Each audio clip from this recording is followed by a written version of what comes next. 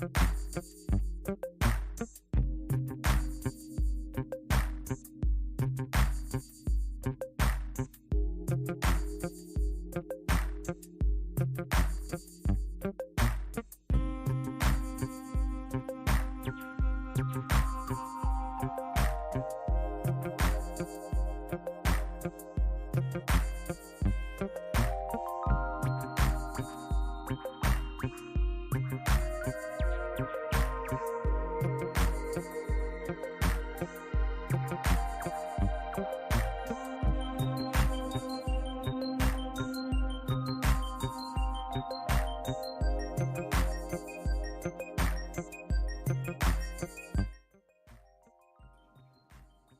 gosh, this was almost like a Monday this morning.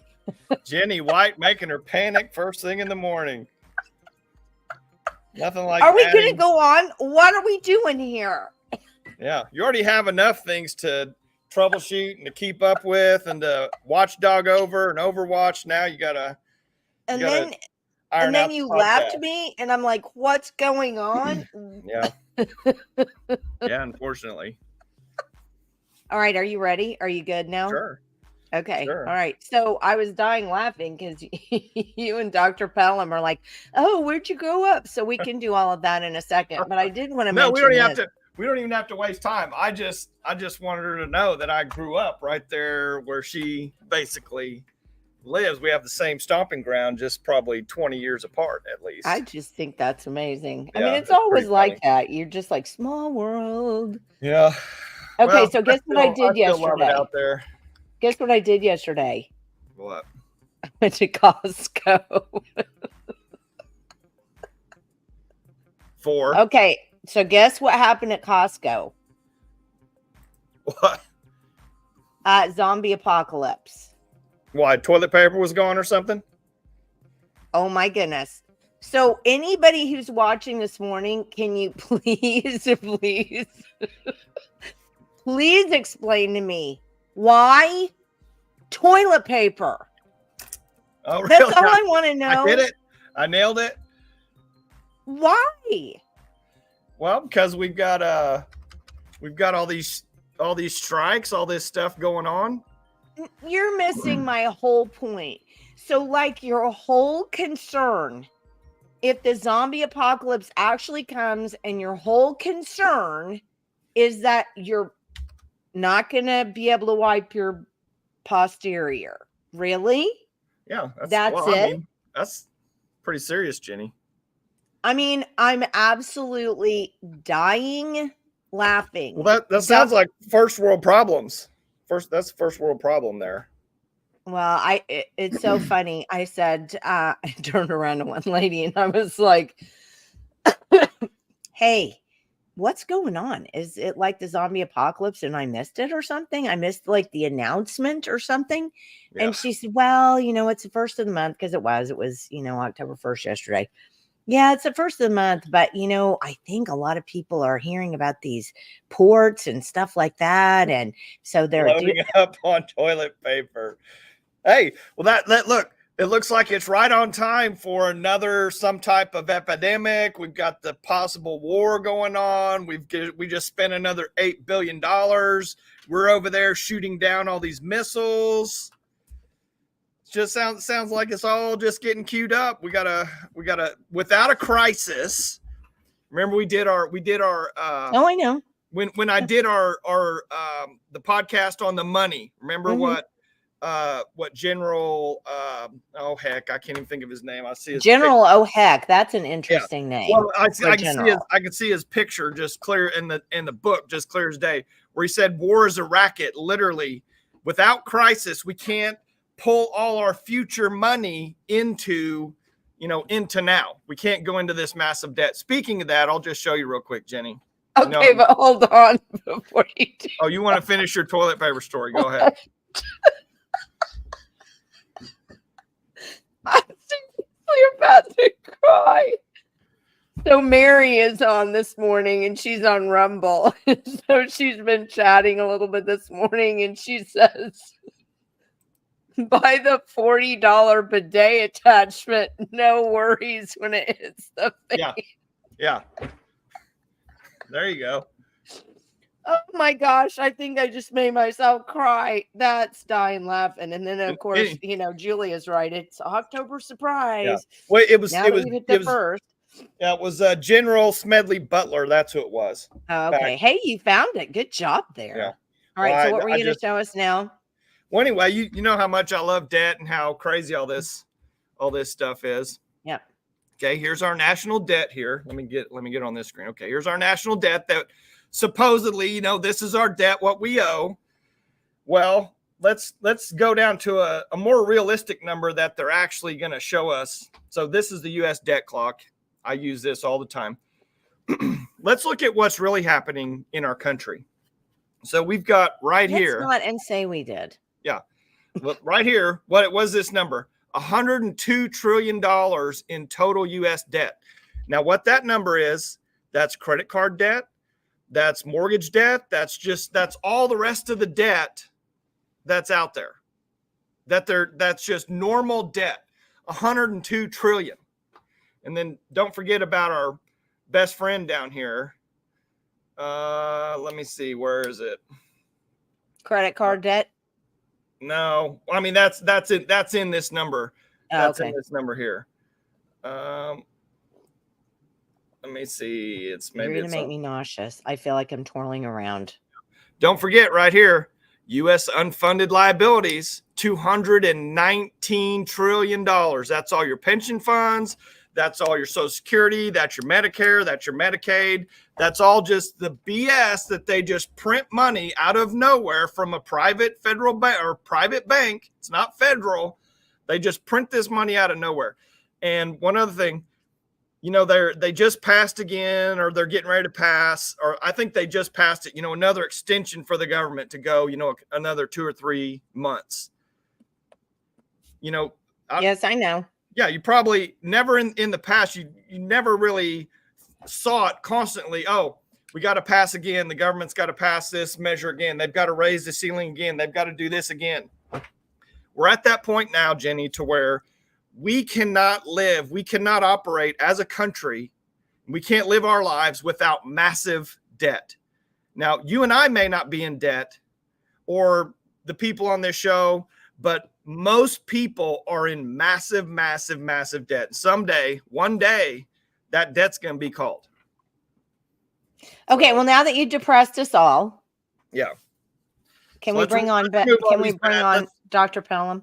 Let's remove all these bad numbers here. Okay, thank you. All right, thank you. Because I was thinking, oh my gosh. Oh, and then Mary says, and Harris wants to give $25,000 to buy a house. Yeah, talk about inflation. I mean, you're going to make it even worse. You're just going to take fake money, give it to people. The prices are going to go up even more. I mean, these people are insane.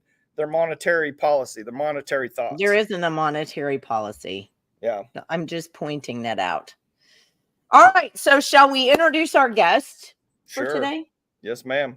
Go ahead. So Dr. Pellam is a teacher and has been a public school teacher. And she and I have been talking for some time. And she's got a very interesting story. And I'm not going to bog you down with all of the details because she's here to tell you about those herself. So I'm going to bring her in this morning. Good morning, Dr. Pellam. How are you? Uh-oh, you muted your mic. Unmute your mic. There she is.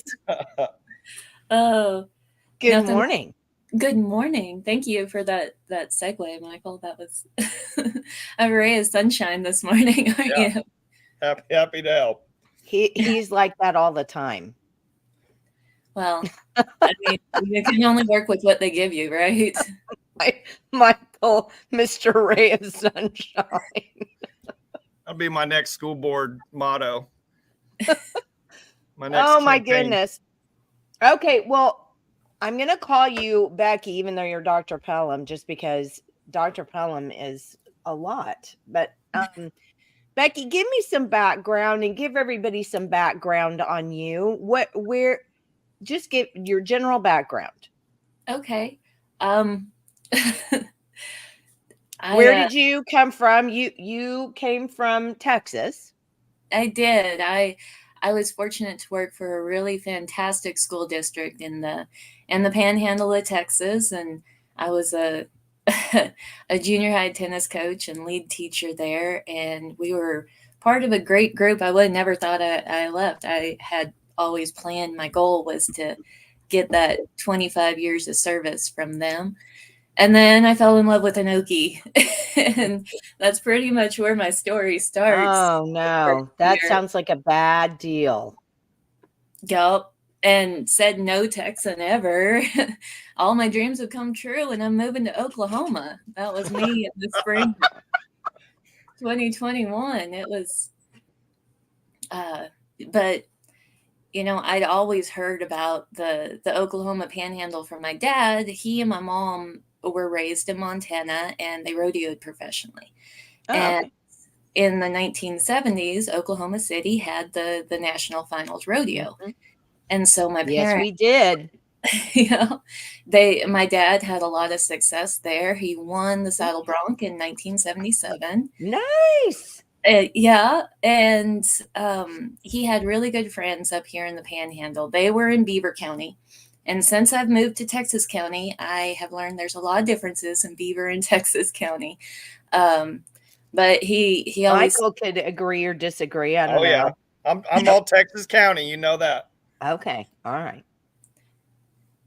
But then if you compare the schools in Beaver and Texas County, they tell a very different story. Really? Yes.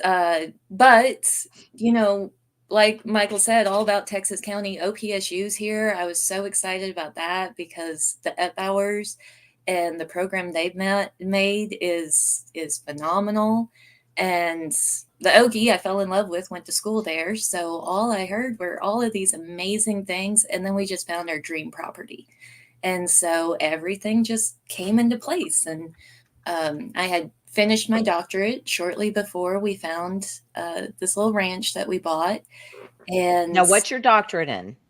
Educational leadership. And I focused the dissertation that I wrote. I created the only quantitative instrument that measures an instructional leader's effectiveness in correlation to teacher retention and classroom instruction. Because in my research, I showed that those two factors are the most impactful for student success, but also cost us more. The most of our tax monies goes to those two factors. Interesting. Solving teacher attrition and then trying to improve classroom instruction. Interesting. Measured through assessments. And so you finished your PhD. Did you? Now I know you worked out there in Guymon. So how did you end up getting a job there in Guymon? Well, they didn't have a history teacher position. That's where my passion is teaching history. But they had an instructional coaching position. And from my research, I had determined that instructional coaches can be the most impactful person in a school system. And so I was so excited. It was Guymon. I hadn't really heard much about the school system itself, but the Pioneers Day Rodeo is famous. Guymon is famous. I really thought that moving here it'd be, or that it was like the last safe hold of Western culture, because we have that Western background and strong ethics, and just everything about this move was everything I thought I had hoped for. And then I started hearing things, and people were saying, "Hey, don't go there. Don't work there. Anywhere but there. Go do something else." And I honestly blew them off, and I can be stubborn at times. And I heard those same things about Dumas before I taught there. And it was the best school system I have still come across. And so whenever I heard those things about Guymon, I was like, they say that about everywhere. To each his own. Yeah. Can we pull up my slides? Oh, yes, absolutely. There we go. Okay, now let me see. Do you have control? If you look down underneath your screen, can you see the slides? Can you actually move them yourself, or do I need to do them for you? I don't see where I have. I think you have to do it, Jenny. I think she only has control if she brings them in on her side. Oh my gosh, it's so much like living in America today. You have very little control over anything. Yeah. Sorry about that, Becky. All right. So you tell me when to change and I'll change. Okay, go the ahead. Slides. All right. By the way, this is an adorable presentation. This is so cute. I wish I could do these. All right, go ahead. And so I know we've already started here, but just a little about me. I'm a mom and a wife, and we're working on starting our little ranch out here. We have Coriani cattle and performance horses. My parents trained cutting horses while I was growing up, and so we still rodeo a little bit and try to raise nice horses. And then I've always been a lifelong learner. And so while I was earning my undergrad at Schreiner, even that early, I was a tutor and note taker for the university. And it really it gave me an inside track to education, even though at that point I was still determined to be the next Indiana Jones. That was what I wanted to be growing up. I love history, and that's awesome. And so I was really sad once I got to Texas Tech and I'd finished most of my coursework. My professor set me down and he said, "Rome is dead. Find something else." And so I'd spent all of my career up to that point studying late antiquity and the fall of the Roman Empire, and then Rome is dead. and that was kind of my experience at Texas Tech. It was eye-opening, the business aspect of education and academia. And because of that experience, I stepped away. And I went amateur rodeoed a little bit and came back to help my dad with his trucking company. And when you have a one-truck trucking company and the motor blows up, you have to figure out, you have to find something else to do real quick. And at that time, we were living at Channing, and they needed a 5th grade teacher. And so Channing is a itty bitty community, a fantastic community, but teeny tiny. I think I taught the entire 5th grade class, and we started with 8 kids and ended with 10 that year. Oh, and that's nice. It was a wonderful experience in getting into education and learning how to be a teacher in a community that cares about student success.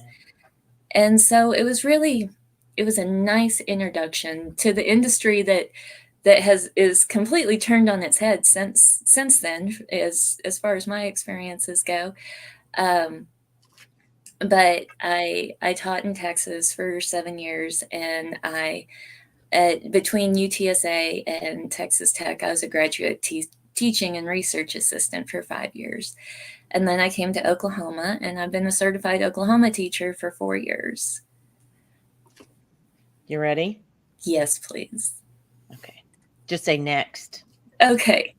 And then we started understanding how I came to Guymon, and I was so excited about that opportunity.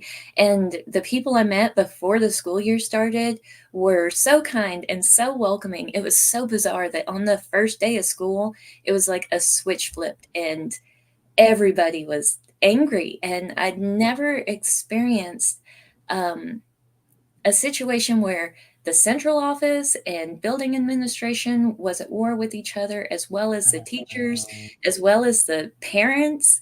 Like it was all factions. And if you didn't have the right faction, you were a target. And so it was just bizarre that simple things, benchmarks, typical places when you're at a school, you give a benchmark, which is an assessment of what a student should learn by the end of the school year in that given class, in that given course. And so it's kind of like you give the end of the year assessment at the beginning and at the middle of the year, so you can figure out what your kids know, what they've learned so far, and what simple, right?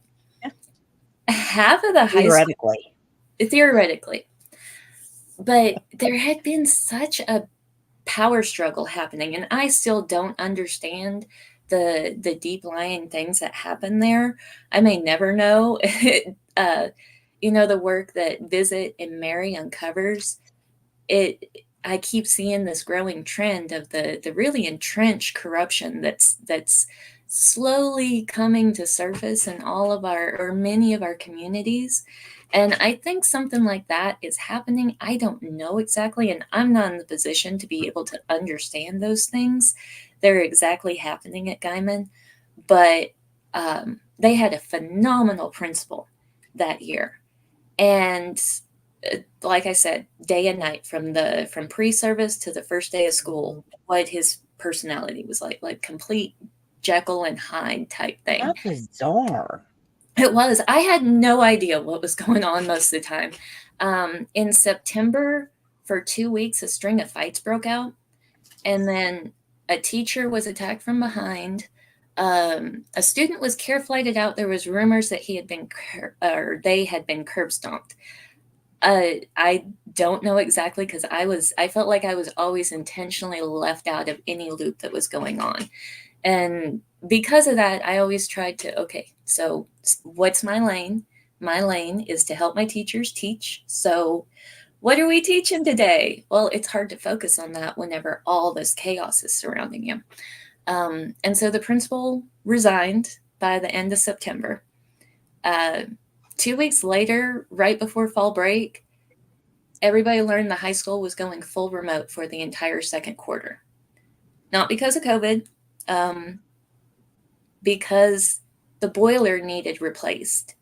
And from what I understand, they didn't tell anyone that they were needing to shut down the school to replace the boiler.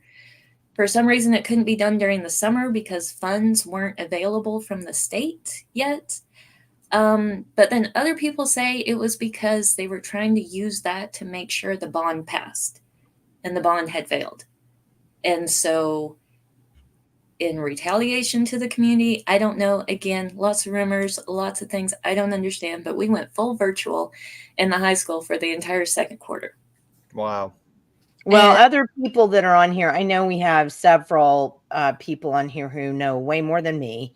But it's my understanding that your building fund, you're supposed to keep your building fund up, and your building fund should pay for that. So there shouldn't ever be a time when you're going, oh my gosh, I can't repair a boiler. People who are on here, help me. Wrong? Yes, please. Because I know there's something to do with, you can only spend certain funds. Certain funds have to be allocated for buildings. And it's crazy because the 3rd and 4th grade center school that is still being used and has been still being used, parts of it is condemned, but they couldn't afford to fix that. Still, this is like a long. This is Guymon, Seaborg Farms. And they just passed the bond this last year. So they're working on it now, but at the time, and still to this day, this part of this building that kids are learning in is partially condemned. But in 2020, they spent $250,000 on a new jumbotron for the football field. And so now we know priorities, right? It's all about priorities, because I can tell you this, and Michael can back me up on this. If you have a large company, I'm not exactly sure what I want, because here in Luther we have the Redbud electrical plant. Well, Redbud is inside the Luther School District, and they actually they pay money to the Luther School District, and it's not a small amount either. So Seaborg Farms would be doing the same thing to Guymon School. So for Guymon to say they didn't have money, I think seems a little goofy. Now, Mary does say, what would the district have done before virtual learning was an option? That's kind of a good question, actually. What would they have done? Just pitched all the kids out in the street? Or moved them into there was talk about having certain classes meeting at different churches or different activity centers throughout the communities. There were different ideas being pitched to not go virtual, because virtual did not go well as far as engagement in this community. Well, that's a shocker for me. and I'm not trying to dig up old dirt here. It's just there's a lot of things that didn't make sense, all based while all of that's happening. I was trying to also get the teachers to just simply turn in their benchmarks, which was being a huge embattlement. Half the teachers absolutely just refused to work with me, let me in their classrooms. They would have like polite conversations, all while saying, no, you go away, because there was this perception created that the instructional coaches were central office plants, stooges sent to spy and it was the weirdest thing because I hadn't even met their superintendent until about 2 or 3 weeks into the school year. And everybody thought that I don't know exactly what, but they thought lots of things. And it was just crazy to walk into that kind of atmosphere and perceptions after finishing the research and the work that I did. I thought that I'd landed my dream job and that here we are.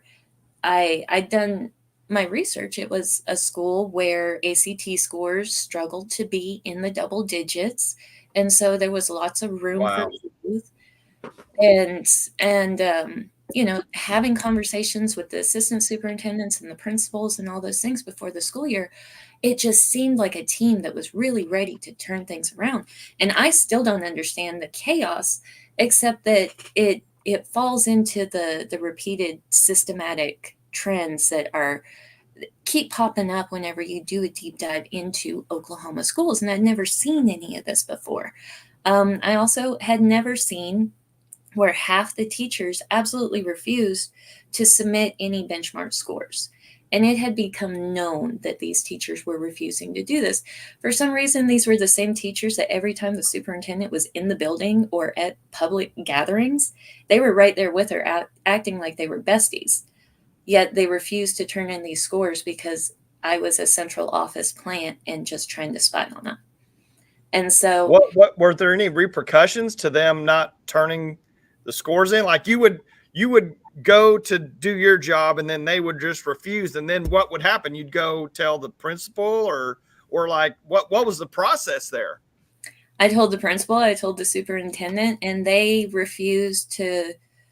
Like, these people were untouchable. It seems like were they all like senior tenured, like long-standing teachers there, or some of them, like the core group that acted really close with the superintendent, and then the others were just people that followed their lead. Wow.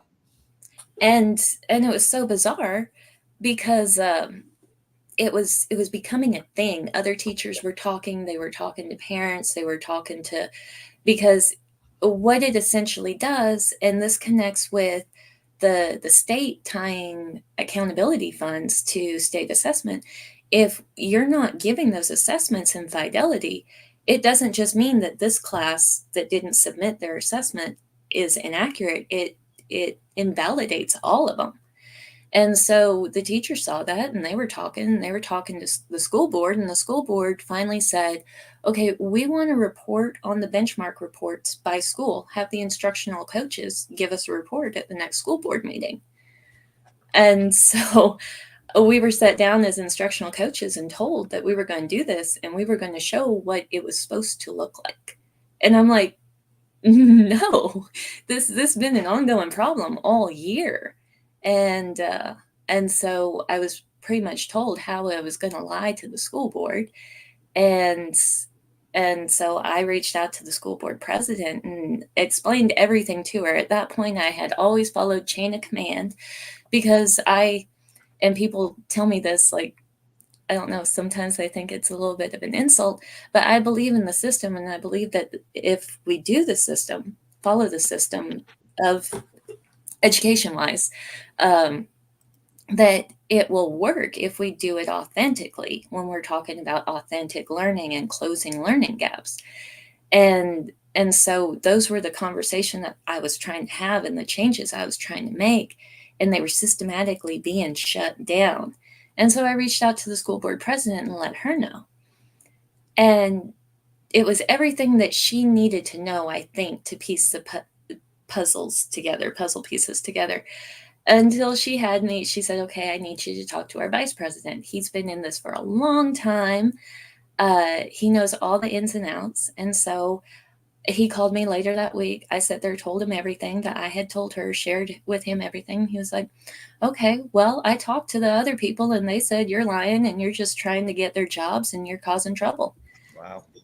And that was the end of it. The next day I was brought in. They said, okay, well, next year we're not going to have an instructional coach at the high school. You can have this reading interventionist job if you want. And we all politely said, thank you for your time. And we went our own way. And it was the craziest thing. Now, I looked into that vice president later, and he has been the president of the OSSBA, vice president, treasurer. I think he's had every position with the OSSBA. And he's a local corporate farmer, high production ag producer.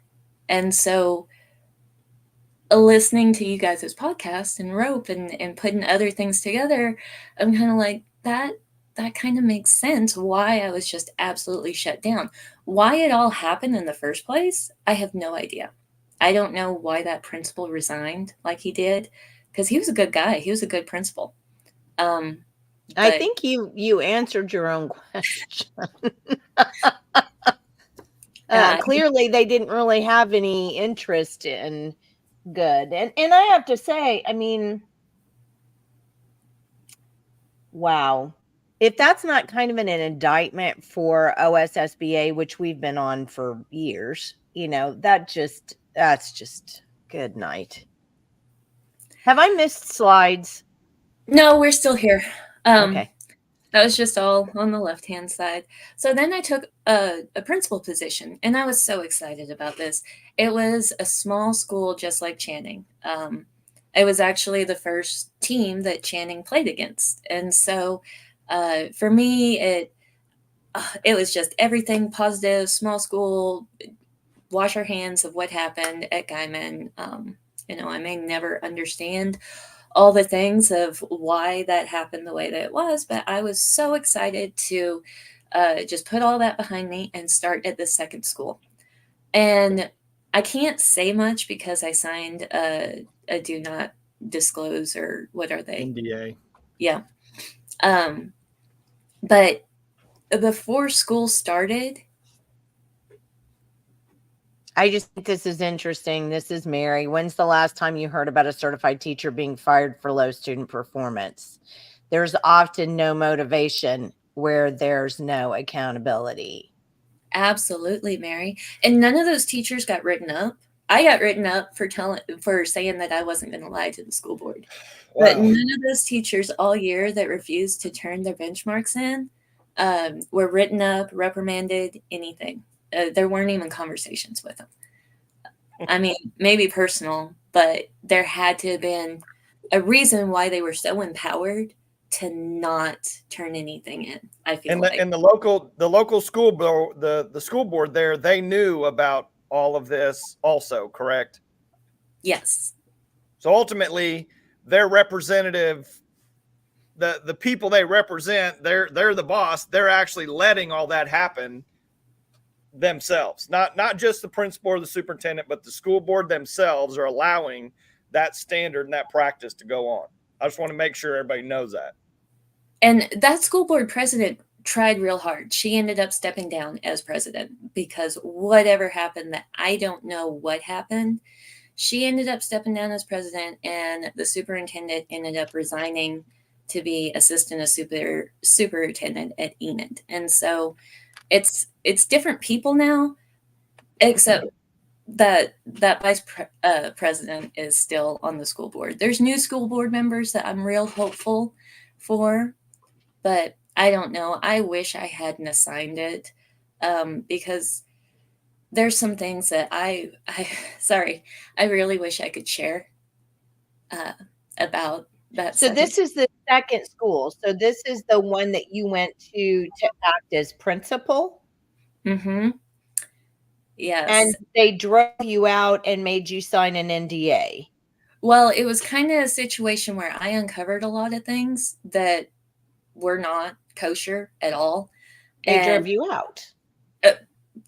if I didn't fight for the superintendent, it was I either go or I stay and fix it all. And I couldn't stay and fix it all because half of the staff was his relatives. And so. Oh, Mary, you'll love that one. That's one of Mary's favorite. She loves that one. Because how much stuff have you found, Mary, from so-and-so was related to so-and-so, or was their spouse? Didn't we just find something out about that, Mary?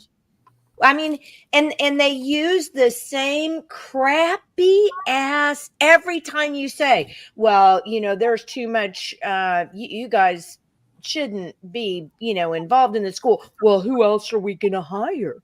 There's nobody else. We need to get an exception so that I can hire my cousin and then my cousin's wife. Oh, and my wife and we had the same thing that happened in Luther here some years ago. The superintendent hired his wife, put her in. She didn't even have any credentials for the job he created for her, and then paid her $65,000 worth of taxpayer dollars a year. So, I wish I could say that what I'm hearing from you is shocking, but I'm telling you, I had the same situation as you, which is part of the reason why I left public education myself. I'm like, really? You want me to bust my butt, but then you want to get mad at me for busting my butt and then allow the people who are doing maybe a quarter of their job to, sit on their laurels. I'm done with that. I mean, everybody wonders why we have such crappy public education. That's why. That's the reason why. So they drove you out of this little school, made you sign an NDA, and Whitty asked, why do they even allow that in public education? I don't understand how that can happen, because it's a public institution paid for with taxpayer funds, which makes you ultimately transparent in anything that you do, because public record, right, is on your side. How can they get you to sign an NDA? They put a little timer on, okay, well, we'll pay you this much if you just go and don't cause any more problems for us. And we won't cause any problems for you, but you have to sign this. And the school board was 2-2, and I didn't know where that fifth one stood. And I am a newcomer, and after already the stressful and hostile experience at Guymon, and having no village here whatsoever, it was kind of self-preservation. But I regret it. It bought me a semester where I didn't have to worry about anything financially, and my daughter was going to go to that school. And so with all of this happening, all the other schools had started, she would have gone from knowing her teacher, having her desk picked out, having her desk unpacked and ready to go for the first day of school. All of this happened the day before school started. So it was like, you get to decide right now what to do. So Mary just chimed in. There's a loophole that allows the smallest schools, those under 400 students, to have direct familial conflicts of interest. And those familiar, it doesn't even have to be that they're qualified. That if they just make it that they're qualified, all of the staff, they were adjuncts too, that were his relatives. And so, but it was right after Uvalde, and these concerns were connected with those kind of concerns. And so it was real quick that they wanted me to be quiet and just go on my way. And I reached out to OSSBA again, I know, but I reached out to all of them. OEA, OSDE, it really is, Julia. It really is. The only one that helped me was COSA. And COSA helped me by saying, you're young, you have a young family at home, this will consume you if you try to fight it. And so ultimately I chose my family and walked away from that. So COSA basically to take the settlement and leave. Oh my gosh. That's, I can't imagine that Ryan's watching this or will watch this, but I think everybody should watch this. I think everybody who is watching right now should send this when it posts after we're finished being live. You should send it to everybody you can think of, because Oh, man. I'm here to back you up, Becky. I promise you, I've had the same problems. So, and then think about how long ago I was in the school system. So what, I got out in 2002. Wow. See, All and right. So, Witty it's so says, awkward. Oh, go ahead. well, I just wanted to, Witty says, please know the NDA question is aimed at the school, not you. I appreciate your honest answer. It shows the school is using their power to put you in a pigeonhole. Shame on the school, not you. I don't think she took it like that. You didn't take it like that. No. Yeah, no, I thank you for that though, Witty, because and yeah, they shouldn't do it. There's got to be. And Mary, I'd love to look into that and find out how you can get a public school in Oklahoma to have a teacher sign an NDA. I mean, I'm absolutely, because don't forget, if the OSDE will just give out anonymous information if the Oklahoma Watch calls and asks. So Yeah. So Mary says the instructional coaching model has often been abused. Shane Merman promoted his remember he was the promoted his coworkers from a drag bar to instructional coaching on an ES. Rebecca's mistake was was actually trying to do your job. I keep falling into that trap. Well, it's not a trap. And the thing that does bother me so much is, it's like I said, if you're one of the ones that want to actually do your job, and I can't even tell you what I went through. Well, the school board's going to call you in, and the school board is going to do this. And because the parents say that you're just too hard.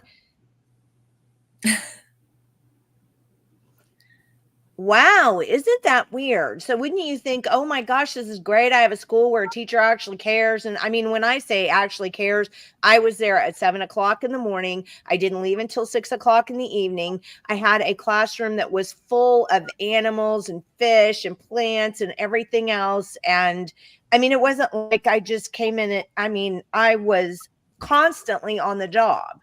But if they don't like you, they'll get you out. And they'll make it so miserable for you that you have to leave. Well, and I'll just chime in real quick, Jenny. When I ran for school board, there was a ton of teachers that hated me and a ton that supported me. And all the ones that supported me, they're like, yeah, we support you. We can't come out. We can't say anything. We can't post anything. We're 100% behind you. And I'll tell you, Jenny, I had multiple teachers literally text me or call me or on their lunch breaks or whatever little lunch break they actually got. But they would tell me that if you don't win school board, I will be quit. I'm retiring, Yeah. I can't tell you how many.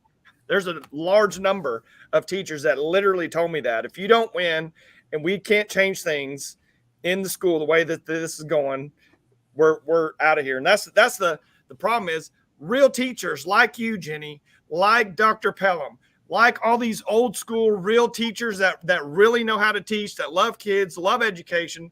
They're all been completely taken out of the education system.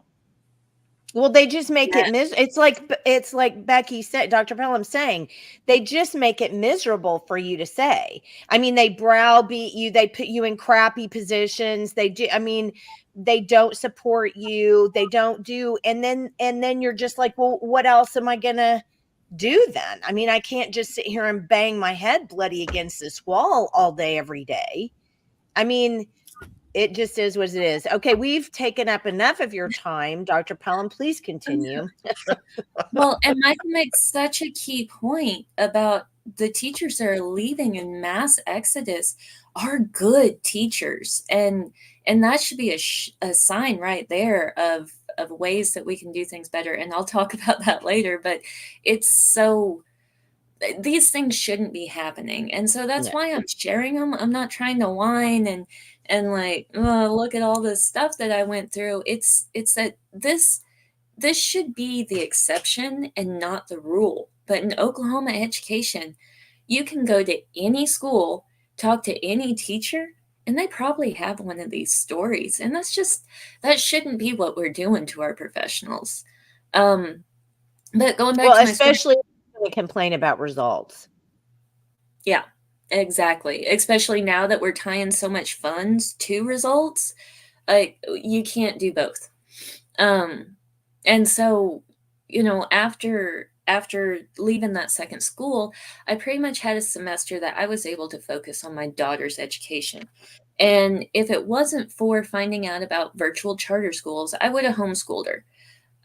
But right and then is when the K-12 Stride commercials were just everywhere. And I don't know, that might have just been for me and my phone listening to me. But we found OVCA, and it was wonderful for my daughter. She is extremely dyslexic. And so we had been going through trying to better understand reading difficulties. And so while all of this is happening, I'm trying to help my own and get through this. And so that semester was wonderful for me. I was able to focus on her education and see OVCA uses an awesome curriculum that is targeted to identify and meet kids where they're at, and it's engaging and fun. And she did really well with them. And so by the end of the semester, I had looked into other virtual charter schools in the state, and I had found DVA. And they were advertising for high school English and middle school social studies. And so now this is Dove Virtual Academy. Yes. And I'd never heard of Dove schools before at all. I was a little surprised when I met for the interview, and everybody was Turkish Muslim. And it wasn't like that was a problem by any means with me. I had been tutoring for testing moms for a long time, and they outsourced. And so I was just thinking, okay, maybe this is a new trend in education, or maybe this group, they advertise being STEM focused. And so I was excited. While doing my dissertation, I had gotten into statistics and the complexities of statistics and the fun problems you can find solutions to with statistics. So I was actually excited about maybe getting to have those kind of STEM-based conversations and questions until I started. And once I started with DVA, it was so surprising how little conversation was about student learning itself. They use this program called Edgenuity, and it's what EPIC uses as well. And so what Edgenuity is traditionally,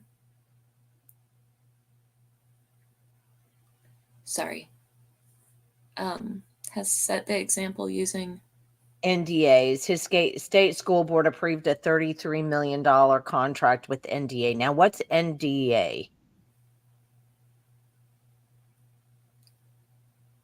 Oh, that they made that agreement with a non-disclosure agreement. Oh, gotcha. Yeah. Okay. Sorry.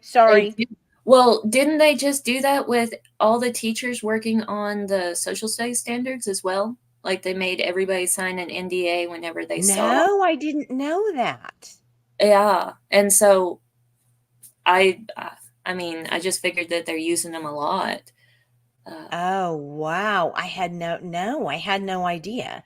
And then Julia, I don't remember what bill. You'll have to help me out a little bit. Well, I want to chime in real quick, Jen. Don't forget, in Oklahoma, you literally have maybe 2 or 3 law firms that literally represent all of these schools. So when they figure out how to get away with something at one place, they're going to just implement that across the board. And you can't share your story so that Yeah. They have that information, but of course. But the curriculum at DBA was Edgenuity, and Edgenuity is a credit recovery program. So say you have a 20-year-old senior that just needs his GED, you can sign them onto this program and they can go through all these courses within, depending on how hard they work, 2 to 3 weeks or 2 to 3 months. But it's specifically targeted as credit recovery for alternative education. And if you look at the last state school board meeting, there is an entire long list of public Oklahoma brick and mortar schools who are getting approved to have their own alternative education program. So that means they can provide Edgenuity and do this credit recovery and help their own students without these students going to virtual. And the school board okayed that. The state school board okayed that. Yeah, all the alternative so much for this idea of, I mean, I guess at least we're getting Bibles in schools because we're not getting any education in there. No. And that's another rabbit hole. And so coming into Dove and then seeing that curriculum, it was really sad because I had seen through OVCA what awesome curriculum could look like for these virtual schools. And so I supplemented a lot of my own. We had a lot of live classes. And so in my live classes, I covered what the students were going to learn that week in Ingenuity in my one live class or 2 live classes that we had a week. And that first semester was great. I really enjoyed it. There was very little oversight whatsoever. Nobody really had any idea what I was doing in my classes, and I'm out here in the panhandle.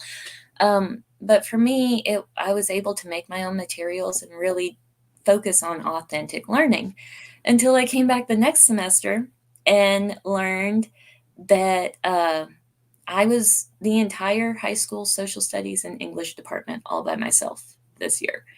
And so at that first year, and I have my list, at the first of the year, I started off teaching 12 classes, English 1, 2, 3, and 4. How can you teach 12? How can you even create 12 classes? How could you manage 12 classes? And my son was 3 months old. How many students were you doing this for? There was about 100 students in the high school. Oh, so, for Pete's sakes. Wow. Oh, my goodness sakes. And so I had all of them for whatever English classes. They were in 2 English classes, their content English class, and then their English enrichment, which is where we focus on ACT, SAT things, because the school really pushed national merit and preparing for the ACT, except I'm going to show you guys later that all of this stuff was just lip service. They didn't mean any of it, which is why they were able to just give me all of this and be like, okay, we need you to cover this. Because I also taught English enrichment 1, 2, and 3, Oklahoma history, world history, U.S. history, AP U.S. history, an advisory class. And then within a couple of weeks, I was asked to teach AP psychology as well. And so that was how I started that year with a 3-month-old. I was also the editor of the newsletter and the NHS and NJHS sponsor and literacy club. They wanted to start a literacy club where we met once a week after. Becky, I'm not sure if this will help you in your life to come, but there's a little word. It's like monosyllabic word. And it starts with N. I met with my principal and was like, is this a mistake? And he said, now, Dr. Pellam, I want you to understand that we are under, and I'm trying not to have an accent. I'm not trying to be rude whatsoever. We are under at-will contracts. So I completely understand if this is too much. I just want to let you know that your contract is at will. Been threatened with that as well. So if they don't like what they tell you, They'll just go, well, Jenny, we're an at-will state. I mean, you could get an attorney if you want, but it doesn't really matter. We're an at-will state. And as a new mom, I needed this job. And so, and then another compounded on all this, now the state is really promoting Horizons. And Horizons is being promoted as a virtual consortium of courses that I think it was intentionally started for the virtual schools, but now all of the schools can enroll students in it. I think, from what I understand, I don't know, they were supposed to have a presentation on Horizons at the last Oklahoma Charter School Board, and they postponed it. The director wasn't ready for it or not. But what Horizons did to me last year was they don't accept students until September 1st, or they don't let students know they've been accepted into the program until September 1st. So you have a whole bunch of your advanced students sitting there twiddling their thumbs until September 1st starts. And then they find out if they get to even start the program or not through Horizons. If not, and that was when they rejected some of our students, all of a sudden I had a lot more classes, because my AP classes that I had started with teaching, now those students that were rejected from Horizons were put into a different section. So they're at a different level of the coursework. And for some reason, the Edgenuity assignments that they had were completely different than the Edgenuity assignments that my other students had. So it was like a completely different prep. Same content, completely different prep. And then Horizons accepted our very top of the top students, who, as the semester continued, I really questioned the support and engagement of Horizons, because all but 2 of those students requested to come back and have me as their teacher for AP because they just didn't feel like they were learning anything. Horizons is getting a lot of state tax dollars to run and function. And for me, what they were doing to our students and having our students say they're not learning, they're not even able to talk to and engage with their professors, and then coming back to me, I ended up having 26 different courses when you're counting all the different AP preps, because the students were at different levels. Another thing that compounded that was after Christmas, and I'll share what the principal said as his reasoning for this, we all of a sudden had an influx. I'm talking about 20, 25, 30 students that were being added into AP classes that would not talk to me, would not turn anything in, would not complete any coursework. And I finally reached out to the principal. It was like, I am killing myself trying to get a hold of these students and these parents. What do I do? He said, oh, no, don't worry about that. See, all the schools this time of year play this little game where we try to steal as many students from each other as we can so that we get our enrollment numbers by the end of the school year. And that is what our calculations are factored off of for next school year. So you might not have to be doing the work of 2 or 3 teachers next year and only be paid as 1 teacher. Maybe we can get you a raise. Wow. And so at this point, I'm at my breaking point. Well, I was at my breaking point at Thanksgiving. And yeah, I'm like, I don't even know if we can talk anymore, because you're obviously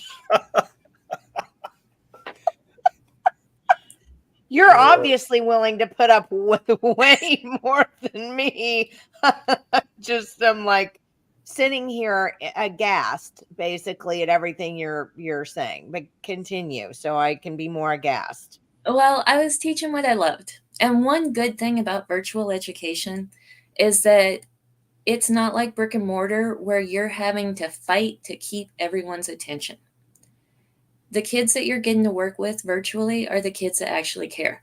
If the kids that don't care, they might sign on and they'll have some sort of image or something there that makes it look like they're there, but they're not interrupting you. They'll be off on another tab. Good point. And so the thing that kept me going was the actual teaching. And the kids I had really cared. And so they were what I was able to keep going for. And I really do love teaching. English, less so English than history, but I still love teaching English. It's a love-hate thing with me. So teaching kids how to write is painful, but once they get it, it's so awesome. And then I just love teaching anything history. And so that was what kept me going until I got really sick after Thanksgiving, and I was struggling. Stress will do that to you. Just FYI.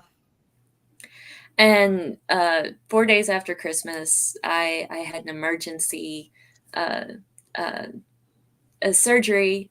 And yeah, and if I talk about it, it might be triggering to others and I might get emotional. So I don't want to do that. But yeah, that's fine. It was really traumatic for me and our family. And while I'm going into surgery, my phone rings and it's the vice principal asking me if I could pick up advisory again, because at Thanksgiving they said, okay, we'll take your advisory course, we'll give that to somebody else. And they were calling me to say, we need you to do advisory again, which I focused on on growth mindset and Carol Dweck teachings. And so it was real positive. But when you have that much other things going on, that one extra course was a lot. And so it was real helpful when they gave it to another teacher, and the way that they gave it back to me, like on one phone call, it's the principal, we're going to send you all this food, we're going to send you what is it, Grubhub? We don't have any of that in the Panhandle, but he was trying to make all these offers. And I'm like, okay, that's great. Can somebody just cover my classes, because we go back to school in a couple of days and I need some time. And no, that wasn't okay. They needed me in class. And so everything really came to a head for me when we came back from spring break. And sorry for everybody, I'm jumping around a little bit, but we came back from spring break and we had our in-service day. And this is when I am explained in an open public in-service meeting what FAE and non-FAE is. I had never heard, because I'd never been on that side of the paperwork before, but understanding what full academic year students had when it came to accountability measures and non-full academic year students. So all of these accountability measures that when we look up to the school's A to F system, that's only factored in for the students that are at your school for the entire school year. And so, and when I questioned the principal about this, I don't know if I believe his answer or not, but it was the answer he gave, and it was the answer that really solidified the fact that I was at the wrong school. But he said that he and the superintendent had been in a meeting with the state superintendent in the governor's office, and they were explained that this is how you get your C to a B. And it has to do with how you categorize your students. So I had found out the special ed teacher reached out to me, and she was like, I can't keep doing this. I can't keep doing what he's asking me to do. He had given her a list of students to call and tell them that they were being unenrolled from our program, that they should either look at enrolling into one of the other virtual schools, or they could re-enroll with Dove after a 2-week break. These students didn't unenroll themselves. They were unenrolled from the school. And these were the students that were flagged as either would not travel to the school office to take the state test, would not pass the state test, or would not show growth on the state test.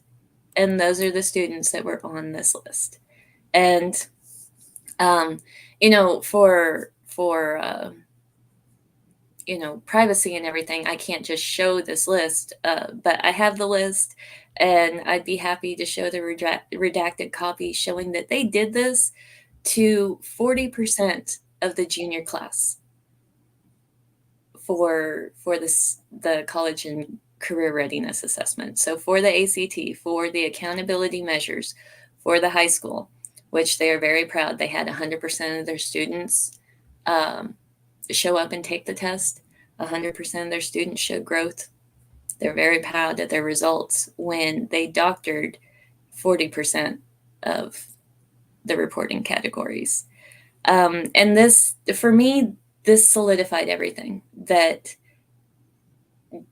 the fact that DVA is doing this and they're using Epic as getting away with it from before, the fact that Epic did this and got away with it, nothing really happened to them, is the reason why it's no problem that they're doing it.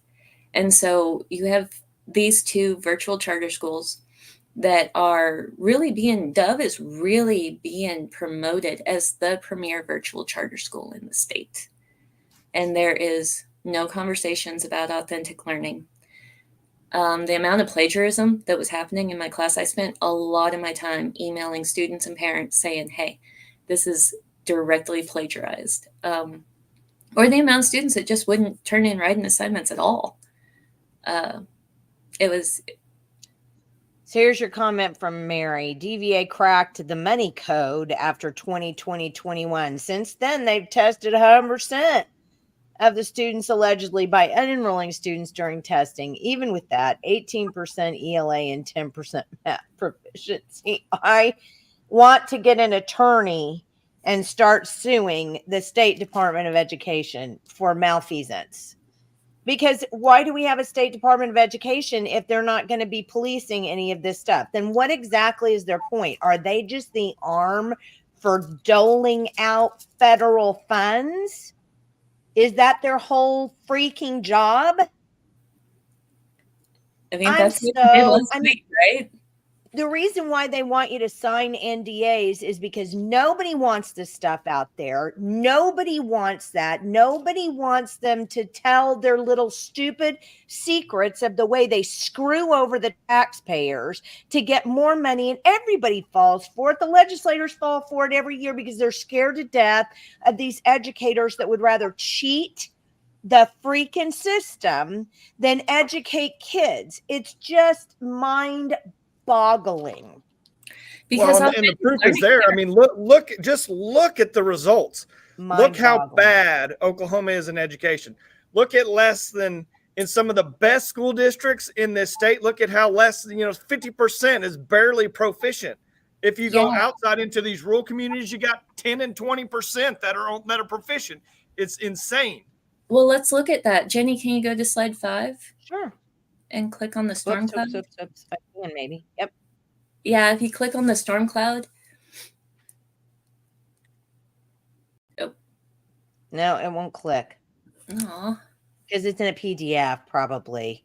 Oh, well, I'm okay. sorry about that. It's just a format issue. This will only pull up as a PDF, and it won't, it won't do that. That's okay. Let me So grab what does this say up there? Well, it's this website that, let me grab it real quick and give you the link. Is it 74? Yeah, it's that website I sent before in the email. You told me about that, so I got it right here. So let me throw it up here so everybody can see. It is so awesome. Whenever I found this, I was like, oh my goodness, this captures everything. So okay, so how do I work this? If you put in Oklahoma there where it has to drop down for Ohio. Okay. What's this website, Jenny? It's the 74. You can see it up here in the corner. See? Like the 74.com? Yeah, well, it's actually the74million.org. The 74, and it's 74million.org.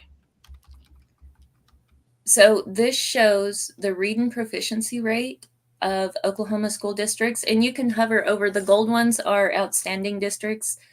And so it shows you, and this is reading proficiency. They don't have math, but you can see in Oklahoma in 2002, that's what these results are from.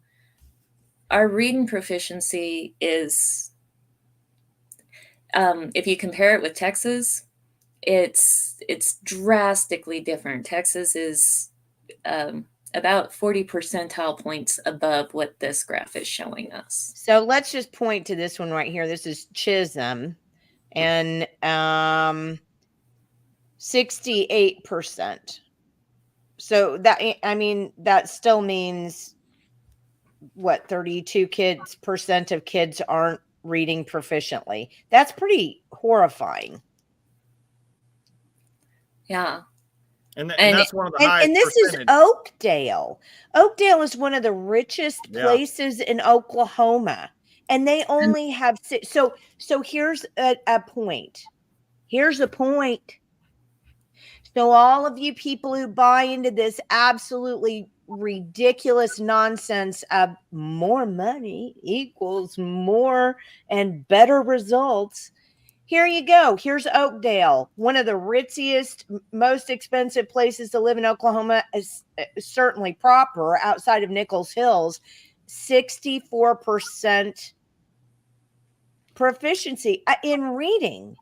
You get a bunch of these people who are going to be going into Chamber of Commerce, jobs, and they can't even read. I mean, so don't tell me, do not tell me that money has to do with results, because that's all crap. Yeah, because you can, if you go over to the right and the yellow dot at the top of the right, they have a almost 30% poverty rate, and Magnum. Yep, and they have 65%. Yep. But I mean, still, nobody's even into 70. This is gold and it's Frederick, and they've got not even half of the kids. I mean, honest to pearl, this is just nuts. And so we know that Oklahoma's at the bottom. It's been 49th, 50th, depending on, which statistic you're looking at.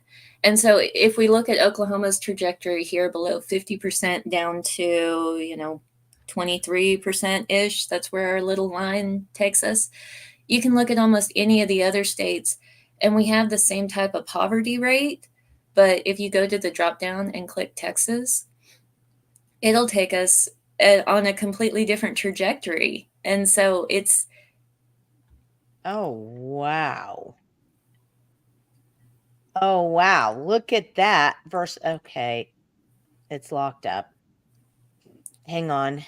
It's decided. What's the little one once you go to that 74million.org, where do you get that graph? Because I'm on the website. I just want people to be able to get there easy. Do you know off the top of your head? It's the 74million.org/article/switch school districts. Here, I'll just do this. Well, it's because it's having which school districts do the best job of teaching kids to read? There you go. Here it is, right here. So it's an actual article that they need to look at. Mm-hmm. Correct. So there you go. And you talk a lot about what Ohio schools are doing, but I didn't think we wanted to talk about Ohio so much as...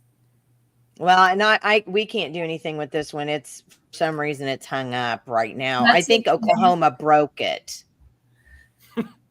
It does that. Oklahoma education broke me for a little bit too. So. Yeah, I think that's pretty much what happened. Oklahoma broke it. So people, if you want to go there, there's your link, and you can go there and look at it and pull the menus down. But it's let's get back to your presentation. Well, just real quick, since you mentioned Ohio, I just happened to pull it up, Becky. I mean, you're looking at reading proficiencies at like 90%. In Ohio? 80 and 90%. Okay, but I'm wondering, though, how many of these schools are cheating? Because you and I both know, all of us know, anybody who's intelligent anyway, sorry, I'm going to say that. Anybody who's intelligent knows that if you give anybody a benchmark and you say, meet this or else, we'll take your money away, it's cheat to rise. Cheat to rise. Yeah, but there's a ton of districts, there, and even I'm just looking below the line. Even just below the line, they're still at like 65, 70% just below the line.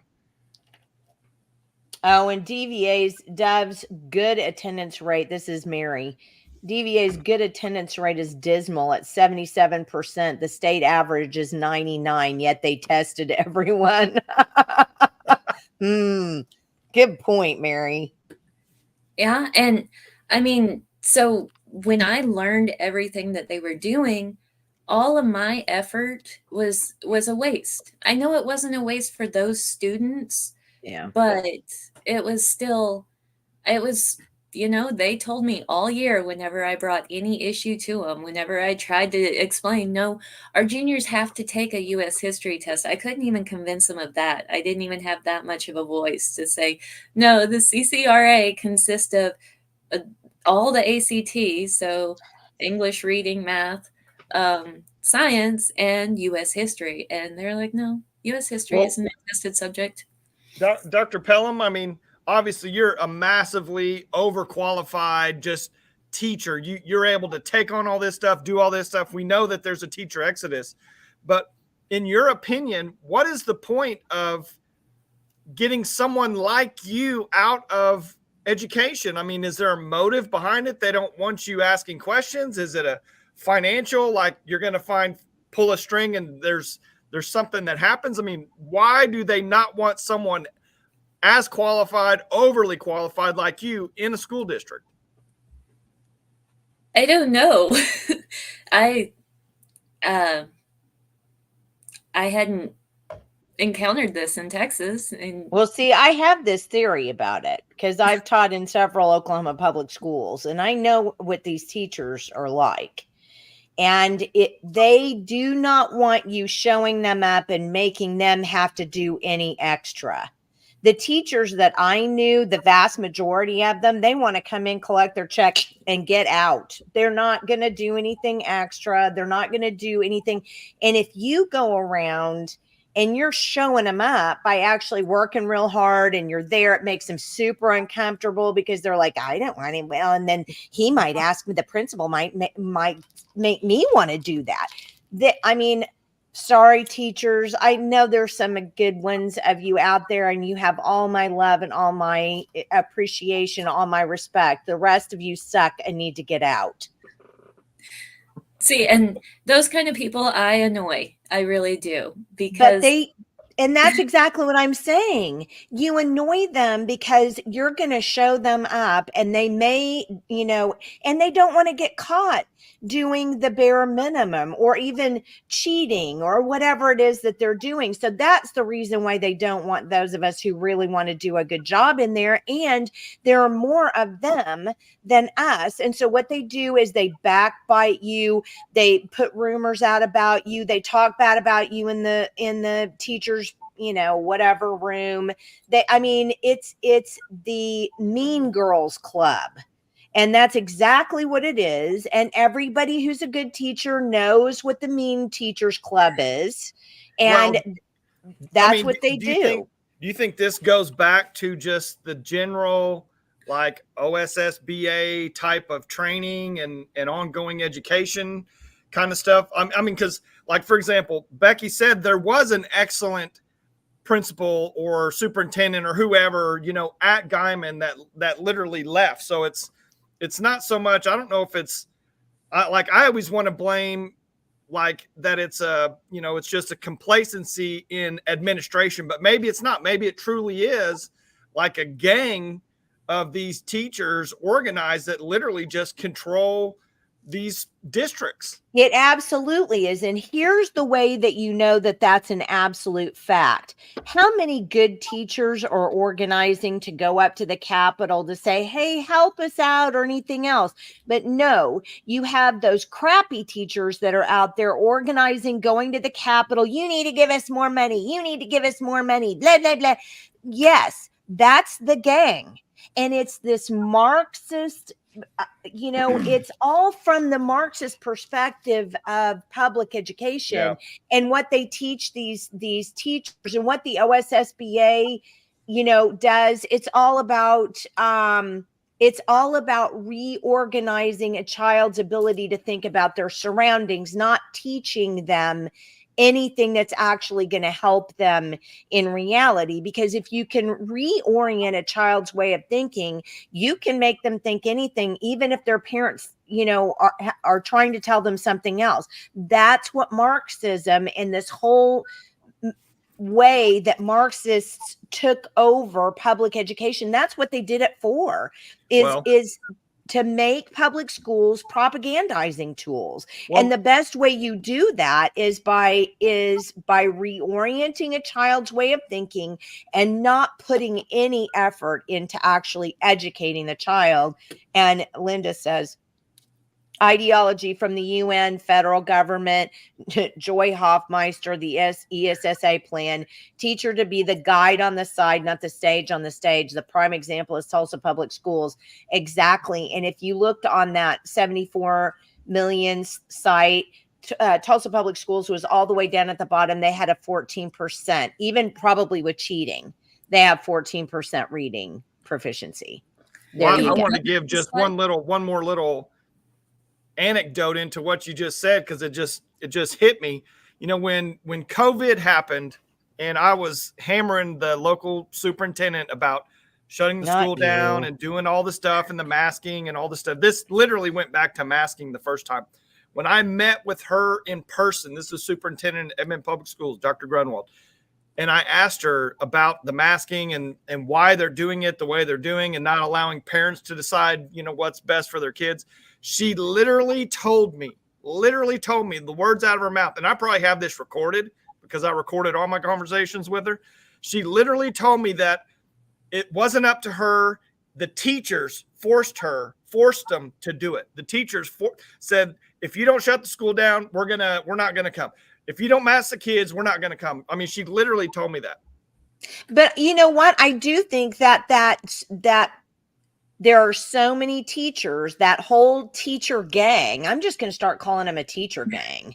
I mean, the Venezuelan teacher gang. No, sorry. Anyway, it's that teacher gang. They're so, they're all activists, and they'll scream and yell and push you into a corner and, you know, all of that kind of stuff. But the point of the matter is that Grunwald, just like any superintendent, the board has the last say, but the superintendent, there is no board that has a backbone that's going to stand up against these super gang teachers, because they're all scared of them. They're a bunch of baby weenies. And it's the same thing. And that's what COSA pumps up. COSA pumps out a bunch of baby weenies who are, you know, oh, we'll just cave to them. It makes your life so much easier. And then OSSBA teaches them how to be a gang. So it's like, where are you going to get it in edgewise? I definitely didn't figure it out. But going back to what Michael's question was, if we go back a slide, I was trying to understand it too. Because once I found out, and if we'll zoom into the infographic there on the side, when I have a problem, I want to understand why. Why is all of this happening? And so I went back to my, and I sent this separate as well, in case. But I went. Yeah, hold on just a second. I've got it. Let me open it. So you keep talking while I open it. So I went back into the history to try to understand all of this stuff. And what I find is pretty much since the late 1950s, where governments take a report about education and use that as a reason to dump a whole bunch of money into education, when the report, when you go back in hindsight and look at it, it was propagandized and manipulated to start with. And so the first of these reports is, and I'll pull it up here so I Yeah, I'm getting it. Hold on just a second. It's just taking me a bit of time because you have to, anyway, it's just taking me a bit of time. Okay, window. Got it. There we go. Okay. Go. Oh, she's frozen. Yeah, I think she froze. She's frozen in space. Okay, well, we'll start. So she's got, actually, this is quite the nice little infographic. So federal education spending by presidential terms. So there, are you back? Her video's not back, but maybe her audio is. She may have to go out. Sorry. Oh, there she is. Okay, now she's coming back. Okay, so go ahead. So my research showed that if we go back to 1958 and the launch of Sputnik, they Eisenhower then followed up with the National Defense Education Act, and that's where we start putting federal money into K-12 education. And so the numbers I have here, the actual number that they spent in 1960 was 400 million, and then I've adjusted this and put the gross domestic product from then to now. I set them like equivalent fractions and then factored in for inflation. And so if we put the same amount of money that they put in 1960, that would equal 3.9 billion now. Mother of pearl. And so I just wanted to explain the numbers that I have here, because there's lots of numbers and percentages here. I also gave us just the raw percentage of the GDP. If that's, Michael, I was trying to make it where whatever way that you wanted to make it fit for finances, that you had options. Yeah. And so Kennedy continued, but then we know what Johnson did. So for Kennedy, he didn't add much more.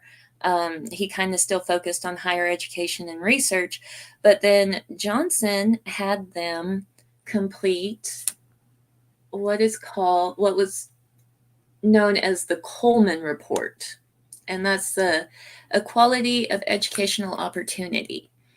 And it really highlighted that educational disparities were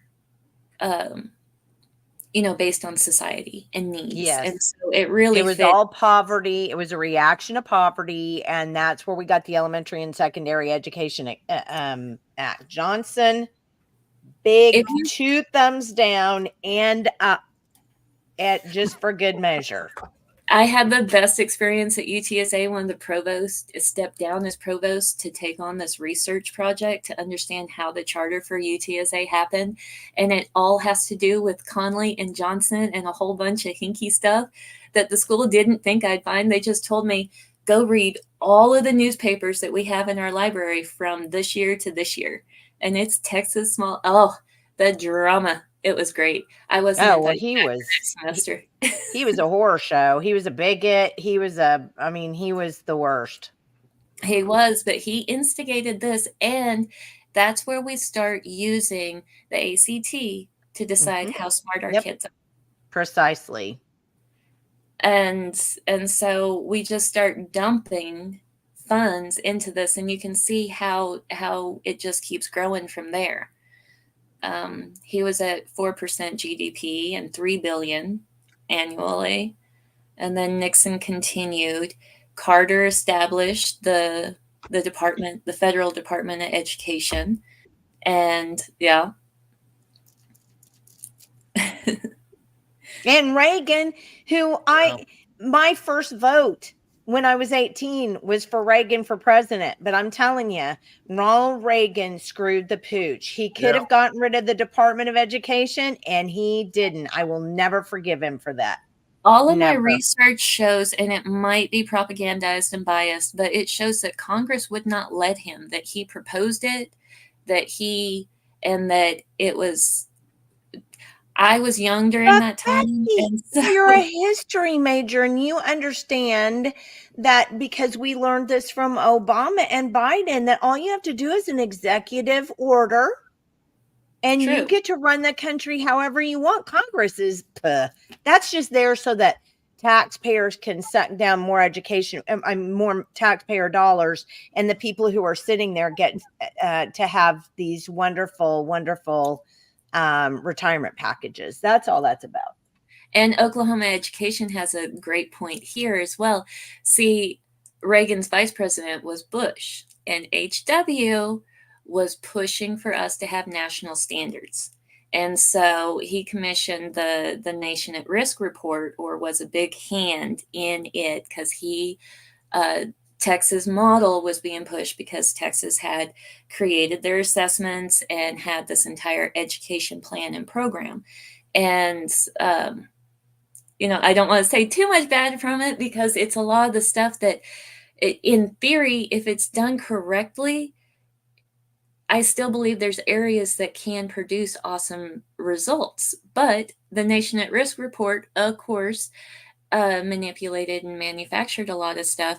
And then we weren't even what was supposed to come out of that was national education standards under Bush, but we couldn't agree on those. And I don't know if we'll ever be able to agree on those. The standards really do. They are the cart before the horse. We have to have either. Oh, she's frozen again. We need to move her in from Guymon. And we're getting, it's 1:30 right now. Or an hour and 30 minutes. And we all know, because Linda can tell us about this too, what ended up happening with Clinton and Hillary Clinton and Mark Tucker At the locality. Uh-oh. I don't think she realizes she's frozen. Uh-oh. Okay, there we go. There she is. Okay, let's kind of speed through this because you still got a little bit more to go and we're an hour. No, I mean, it's been a great show, but I just don't, I mean, but I was just talking about the fact that under Clinton, we had Hillary Clinton's little whatever she had with Mark Tucker, and Mark Tucker, who created the whole, you know, it was written into the congressional record. Linda, you're going to have to refresh my mind as to what it was. Just the letter to Hillary Clinton from Mark Tucker talking about how we were going to offsource, send all of our manufacturing out of the United States, because in the United States, we just needed people who were collegiate thinkers. We just wanted the United States to be an ivory tower of collegiate thinkers. And this is what started so much of what we're seeing right now, where we have no industry in America, but we're trying to make every kid go to school, even though they only have a 12%, or I mean, go to college, even though they have a 12% reading proficiency rate. And that entire era is where the education system, like, they failed us because they needed to produce what was being talked about and discussed authentically. And all of this could have been, education can be fixed so quick if we could just have authentic conversations about actual learning and not the manipulated everything else. That was it. Linda says H.W. Bush appointed Clinton, and then the governor of Arkansas to head up the education standards work with governor. So that's where and then Laney Cheney put a wrench in the whole thing and made it like all the money they put towards this was completely squashed and argued about over the semantics of the social studies standards. And so then we push forward the failed Common Core. Yes. And that was Obama. That was under the Race to the Top initiative. That was all of this kind of stuff. But it was the standards that were failed to be created, that if we needed those standards, that they spent all of that time during the Reagan, Bush, and Clinton and Bush 2's era talking about standards and spending all this money and all of this time and effort. And then they gave us crap that they pushed forward on everyone. And then all the teachers and schools had to reject it. And so think of all that time, energy, conversation, and look at the money. That's just absolutely wasted. And no wonder our education is tanked, because none of it was authentic. It was all manipulated and handized. And political. I mean, it was all political, and it was done because people generally are concerned about their child's education. So they know it's a political issue. So two things, for the most part, have happened. Politicians know that it's an issue that resonates with voters, and that's what they care about, because they can't get back in office unless the voters put them there, right? So it has to resonate. And then on the other hand, you've got the Marxists who came in the 1920s with, I mean, you could go all the way back to all of the schools that I'm not going to remember, and everything that happened back in the 20s to get the Marxists all into education, into public education in America. But they knew that if they got in there, that they could make politicians do whatever they wanted, because of the fact that they know that politicians know that it's an issue. So it's like the dog chasing its tail thing. It always comes full circle, right? And it's always about two things: money and power. That's it. That's all it's about. ever. It's not about kids. It's not about education ever. Or learning. And it's so frustrating. So we could and should never have had federal standards. That's right. We have state created standards, but now in Oklahoma, we still have Joy's Common Core standards, which is right. And she says the NC, that's it. National Center for Education and the Economy, Mark Tucker, and the Carnegie Foundation. Right. Okay, go ahead. In Oklahoma standards, we can click to the next slide or the next couple of slides and skip No, forward. we can't. Give me 1 second. Okay. Real quick, Dr. Pellam. I want to just say I was on that 74million.org website just for corroboration here. I just looked at Guymon's school district itself. They're at 27% reading proficiency.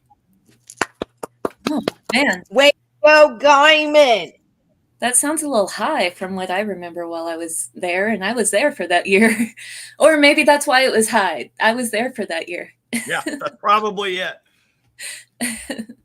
Wow. Sorry, my jokes aren't always funny. No, it was hysterical. I just think that it's pathetic.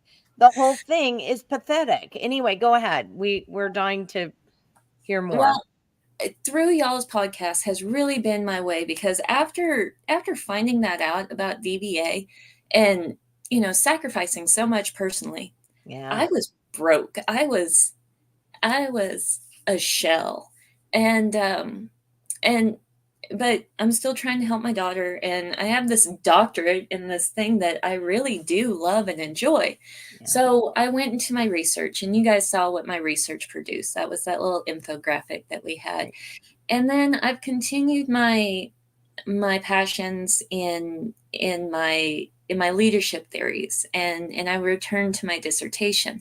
But I also think that Oklahoma has positioned itself with a really unique advantage with their virtual charter schools. They have some really good ones. I think OVCA is good. What is OVCA? You got to say these things out. Oklahoma Virtual Charter Academy. Okay. They have a good curriculum. And how I base the schools that I don't have direct contact with is I look at the curriculum that they use. E-schools out of Guthrie, they use what is called FlexPoint, and FlexPoint is a curriculum out of Florida's charter school program. And they came to DBA, they gave us a big spiel, they showed us all their thing, and it's really ingenuity, just all written down. So instead of having videos and interactive elements, they just give you a whole bunch of reading on the screen that you can then Google answers off of Google and plug in. And so I didn't find it real effective at all. It had some good information that it presents, but unless you are actively making sure that the students are reading and digesting and understanding and manipulating it and working with it. Which you can't in a virtual setting. Not unless the curriculum is designed to do that. And so my daughter goes to VPrep. So that's the Virtual Preparatory Academy of Oklahoma, and they have a really good curriculum. It's from Excel Schools, and I think they're based out of Ohio, which has great, or comparatively great proficiency scores.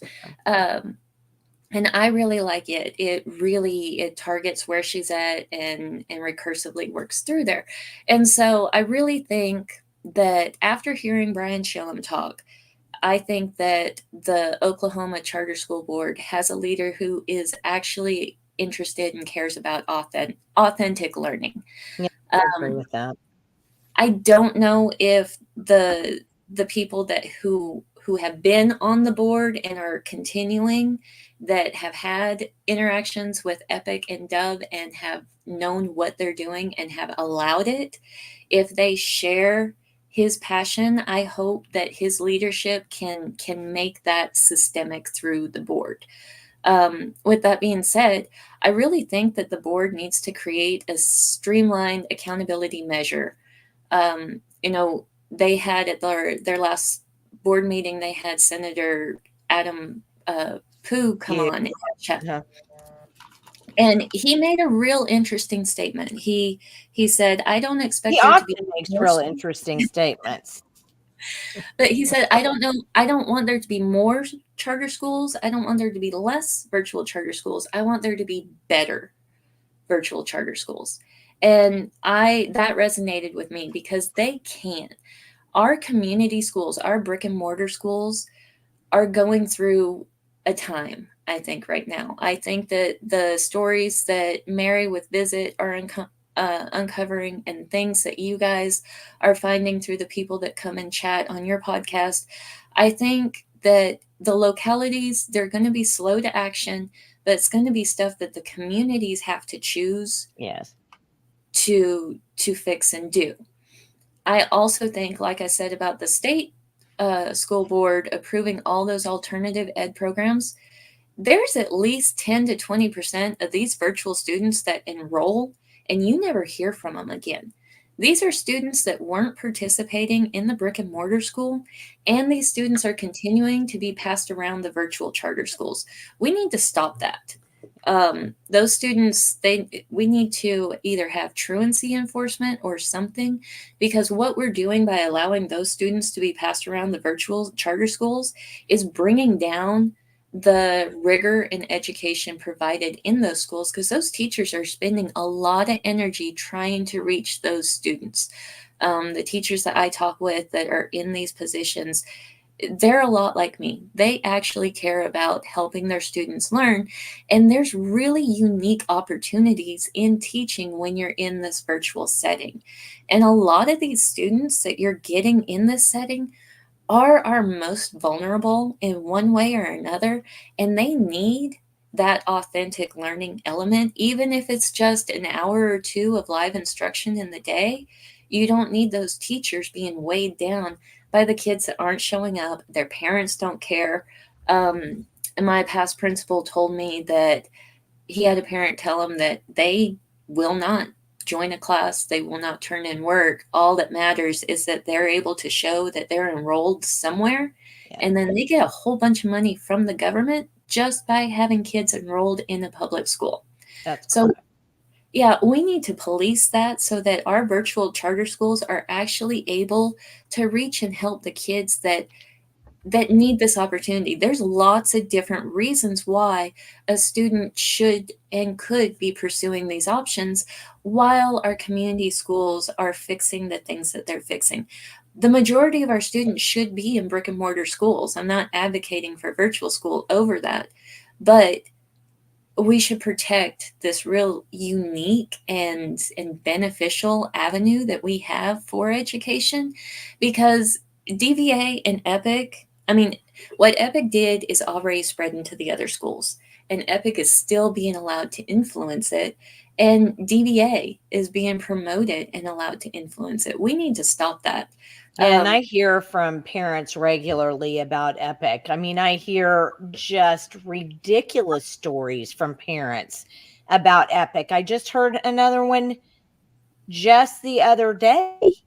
I could probably find it in a text message, and it was something horrible about EPIC, which is why they left. This person left. But see, the problem is you get so much money from EPIC for getting this or that or having this or whatever. And if you just, want to scam the system, you sign up, you sign your kid up and get taxpayer dollars. It's great. And I think there's got to be enough. There has to be plenty of people that are like, no, that's not what we want our education system to look like in Oklahoma. There has to be enough people that are tired of being 49th and 50th and says, no, let's hold our schools accountable. Go ahead and pull those two charters and let other schools learn, do better. Yeah, but here's the problem. We just have crap leadership. I mean, and nobody wants to take responsibility for anything. And until you get somebody that has real leadership, real leadership that wants to say, we're not going to put up with this. We're not going to put up, or until you have parents. Look what happened to Michael, for Pete's sakes. He wanted to actually make the school do what was right for the kids, but the parents didn't want somebody who wanted to do that, because parents don't want to spend time making sure their kids learn, and they don't want to have the responsibility foisted back on them.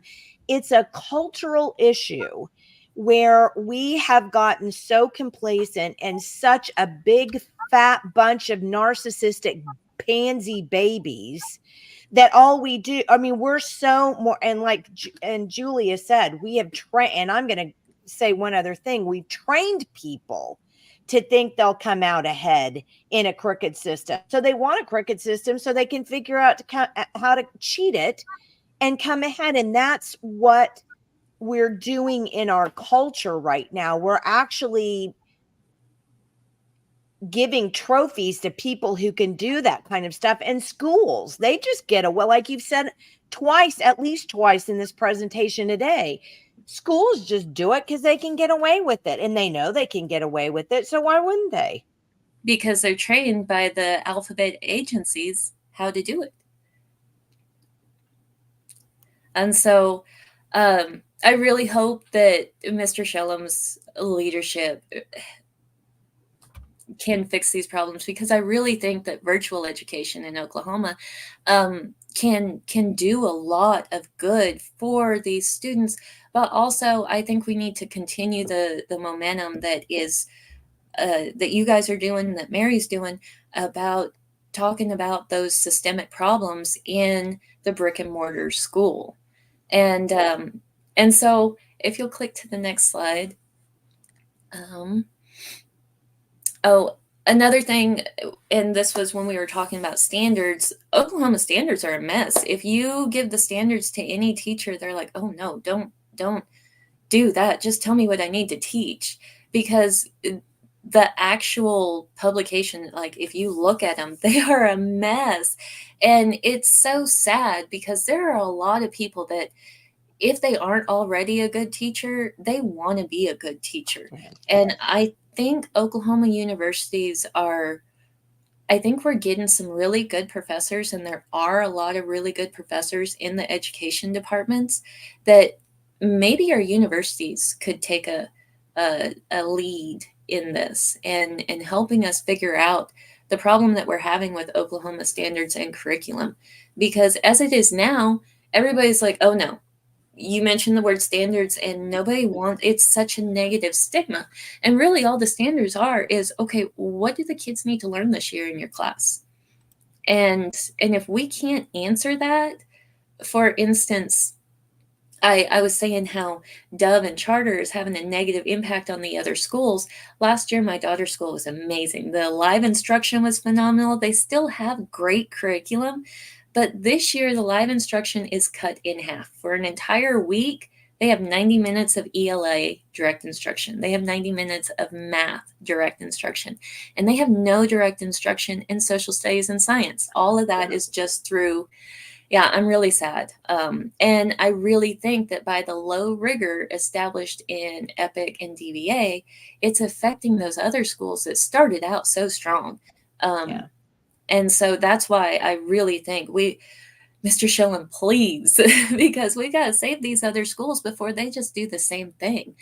But the trajectory is always down. And it's so hard to build it back up. Yep. Once you lose that, it's going to be almost impossible to get any of that back. Yep. But I was looking at what she was learning in social studies, because since there's no live instruction, I've taken that on myself. She's learning about the Mexican-American War. She's in 4th grade. 4th grade, and I always say TEAG's 4th grade standards are geography and civics. It's just American history is then in 5th grade for up to Civil War era. And so why we're learning about the Mexican-American War and the Texas Republic in 4th grade Oklahoma history, it was great for me. I pulled out my comp book from when I was teaching Texas history, and we went through all of our little foldables. We had a great time. But why isn't she learning about geography? Like those kind of things are important. And so if you're having that at what I would deem the best virtual school in the state, personal opinion, but still, what's happening at the other schools? And so I don't, it's just sad for me, looking at the things that are happening that don't need to happen. They're happening from sheer corruption and laziness. And I really think that if we could start having these conversations about student success and what that looks like instead of the polarizing conversations that we typically have when we discuss education. I'm not saying that those conversations aren't important. I'm saying they shouldn't be the primary narrative. What our kids are learning, how they're learning it, and what we need to do to help them learn it should be what our primary conversations are. And they just aren't in Oklahoma.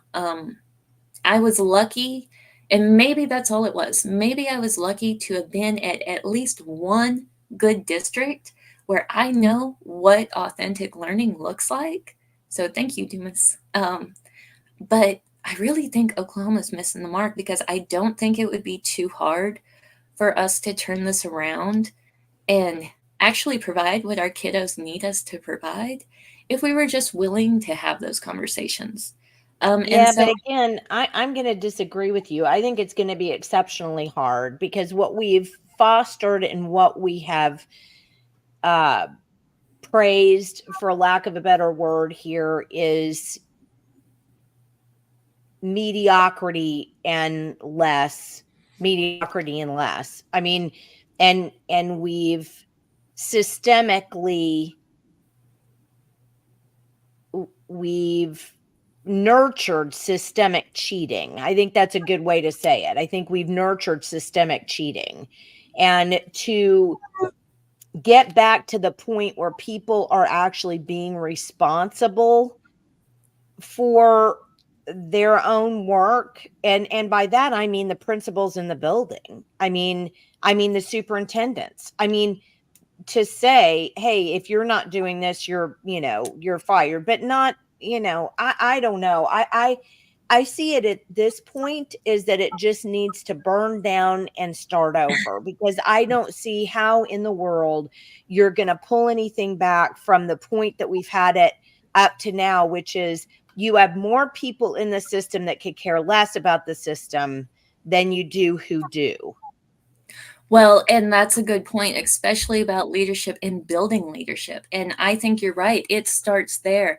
And so if you'll go to the next slide, I've left public education and I started, and I agree with you completely, that that's where we have to really focus our energy in tackling the leadership problem in Oklahoma education. And our school boards have to start hiring superintendents that it isn't a power and a money game, that they are having the conversations about authentic learning. And then they're hiring the building leaders and asking them to do the same, to, have that be their priority. And so yes, I kind of worded it maybe more hopeful. And I'm the eternal optimist in this, and I really hope we can turn education around.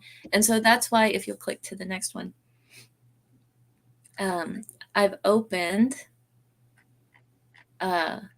So these are some of the suggestions I put forward: increase transparency and accountability for school boards and superintendents, implement regular leadership audits to assist effectiveness, resource allocation, and student outcomes. We got to do something about the OSSBA change agents. They're just teaching. Yeah. Teaching how to continue these bad habits. The problem in Oklahoma is we have elected state leadership not focused on fixing these problems. We have solutions, and there are many great educators. Aw, thank you. And so I really think we need to shift the leadership priorities. That's going to be hard. That might be impossible with the current situation that we have. I mean, we're often uncovering the entrenched systematic corruption in each of these small, well, not all of them, but in a lot of these small little school districts. So we've got to do something about that. And that's going to start with who is running for school board and who's being elected for the school boards, and then who they hire for the superintendents. And that's going to take time, and it is going to rely on the election cycle too. It's not like we can just there's no recalls on these things. But you know what just hit me as we were just talking about this is I legitimately believe that all of these school choice nitwits with this whole idea of that we're going to give public money to kids to go to private schools, I think they literally want this stuff to fail. I think they literally spend a lot of time and millions and billions of dollars putting out into the world through people who used to be porn, who used to do porn when they were younger, through these kinds of people about how horrible public schools are and they just need to go away. So I think what happens is they want the schools to go away so that they can put this money back into private schools where they don't have any accountability for that funding, right? I mean, you've got private schools now going, well, we're going to up our tuition because now we have so many people coming in thanks to this scholarship. We're going to have to up our tuition. I mean, the whole thing is a grift. And then they only pay private school teachers like $20,000 a year. Private school teachers cannot live on their salaries. No way.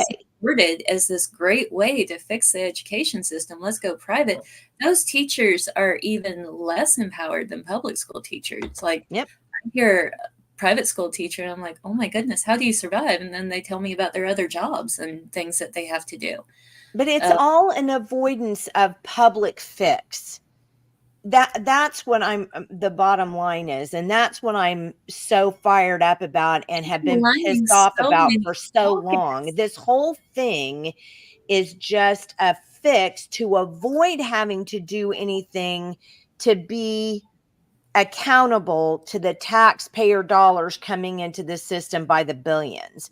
That's all of this this is. Nobody, it's all... If you don't like arguing with people, if you like avoidance of conflict, you're going to be in school. I mean, that's just kind of the way I think about it, because you just say, oh, well, I mean, I can't do anything about it. I don't know. Sorry. Yeah, but as a caveat, Jenny, we do have another issue, and I'm not against this in any way. All my kids, I was a big sports guy. I went to college on sports scholarship. My kids play sports, but we as a culture in Oklahoma, we put our energy of excellence into sports rather than academics, rather than proficiencies, rather than output in education. I mean, that's just a general cultural issue. I mean, every town, literally, if they have any kind of sports team, that is the main issue. Not, hey, we've got 10 merit scholars over here at this school, or we've got kids with an average of 25 and above on ACT at our school, or our kids are reading at 90% at our school. No, the highest schools are at 50% proficiency in reading. Yet if they have a winning basketball team, it doesn't matter. I mean, honestly, it does not matter. They'll spend whatever they got to spend on the facilities. They'll spend whatever they got to spend to keep their culture of their athletics alive. And like I said, I played golf in college on scholarship. All my kids play sports. But at a point, we don't have to worship the sporting side. I want the academics to be the most important thing about why my kids are going to this school or this or that. Not because they have the best football team or basketball team, or they won 17 straight track championships, whatever. That doesn't matter. I mean, that we have a major cultural problem here also. Well, didn't you just say, though, Becky, what happened in Guymon? They shut the whole school down over the boiler because they didn't have enough money for that. But then they turned around and built a state-of-the-art Jumbotron. They had purchased a state-of-the-art Jumbotron during COVID for graduation. They spent their COVID funds to buy that Jumbotron. And the part of the 3rd and 4th grade center is condemned, and the boiler in the high school was going out, so much so we couldn't be there when they fixed it. And there you have it. There you have it. But if you'll go to the next slide, Jenny, I know it isn't going to be able to be fixed overnight, but I still want to help fix it. And I think that there's still so many opportunities and a bright future for Oklahoma education, that our kiddos do not deserve to be 49th in the nation at all. So I've started Diamond P academic consulting. And Diamond P is, my husband always wanted that to be his brand. And so we've kept that. And because everything that I do is out here at the ranch. I do drive into town and do some in-person tutoring.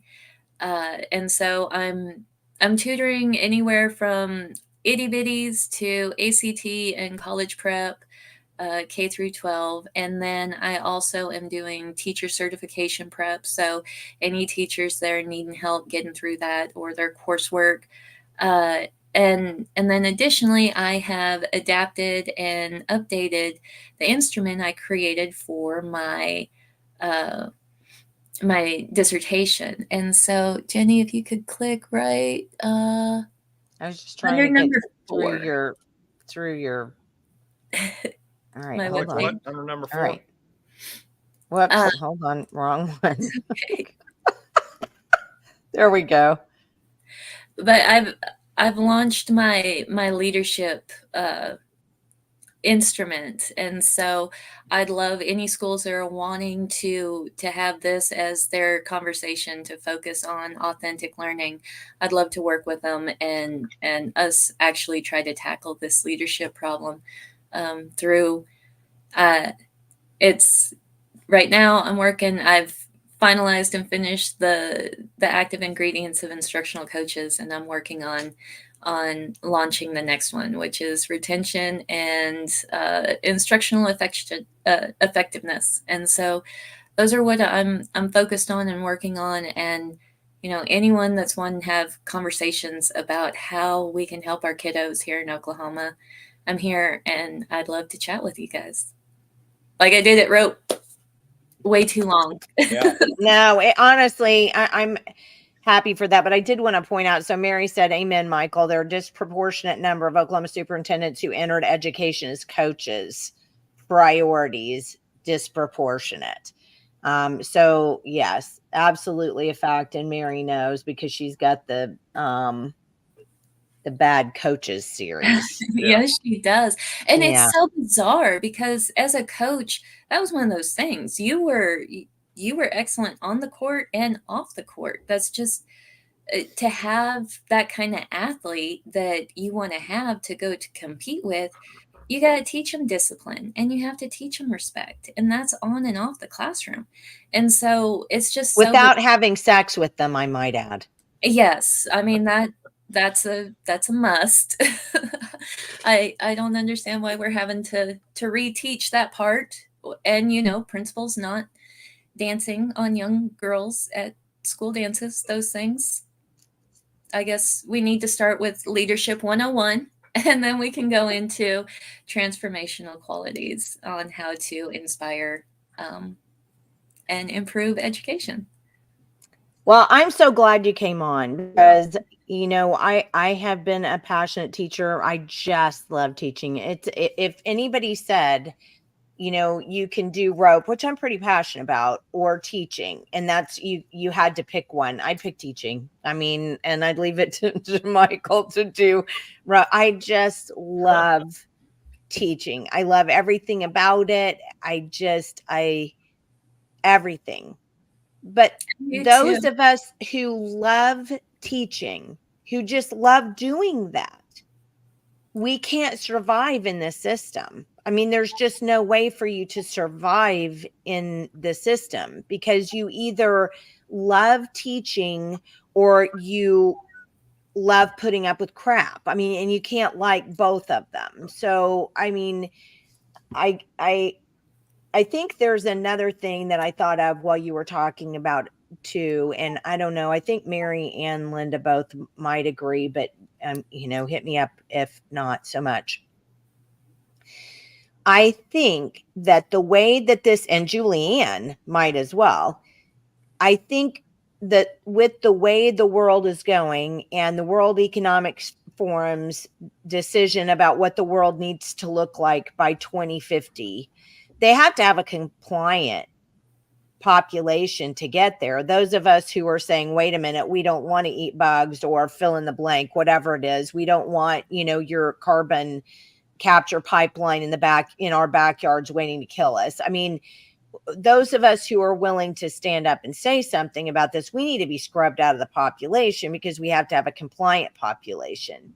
When you look at Governor Stitt, and I'm not a Governor Stitt fan at all. When you look at Governor Stitt on education, he says one thing continuously, and it's not what we've talked about here, excellence, learning for learning's sake. It's all about the workforce. Everything is workforce generated. We have to make sure that we get kids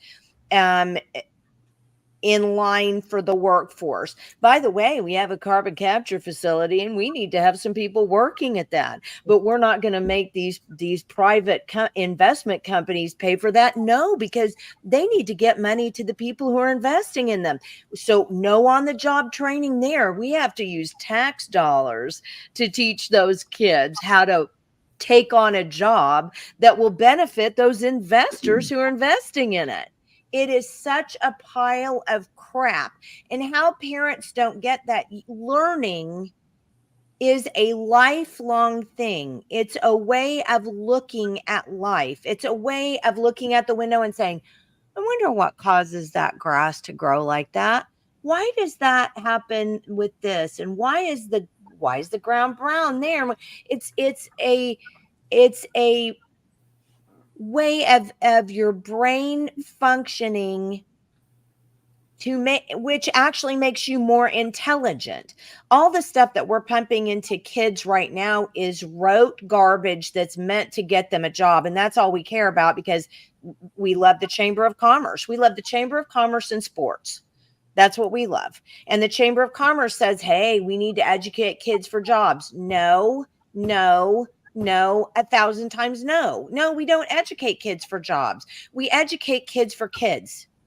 We educate kids to build an ability for them to look at the world and be able to assimilate that and assess that and come out with something that makes some sense to them and to their communities and to people around them. That's why we educate children. Then they get to say, oh, you know what? Maybe now I'd like to be a road paver. Maybe I'd like to be a doctor, but we don't educate them to be a doctor or a road paver. It's not what we do. It just fascinates me that people don't even understand what is the function of education. We're not even doing the function of education. We're just housing kids in warehouses where we pump them through with propagandized garbage that then helps them get a job in Oklahoma's economy, because once we have Oklahoma's economy up, the government gets more tax dollars and they get more they can invest more in the things that they're privatizing. So it's everything is a grift, peeps. Wake up. And then take the snowball effect. Look at the state of education. Is it surprising now that our medical field is the way that it is, or our infrastructure is the way that it is? Because it's all directly correlated. If we are habitually putting forth generations of students that have 20 to 30% proficiency, then what do we think is going to be the outcome once they're adults? That once they're adult, they're going to magically be able to read? Oh, you've graduated high school, now you're good. And then they can go be amazing, making whatever they're going to make. And so, well, we've had Dr. Sandy Harrell on here before, and I don't know if you know Sandy, Dr. Harrell, but she has said, and I've got a clip actually of her saying this very thing, that, and I'm just paraphrasing here. If you think you're going to educate a kid, if you think you're going to teach a kid math after they already should have got it developmentally at another stage, good luck with that. It's not going to happen.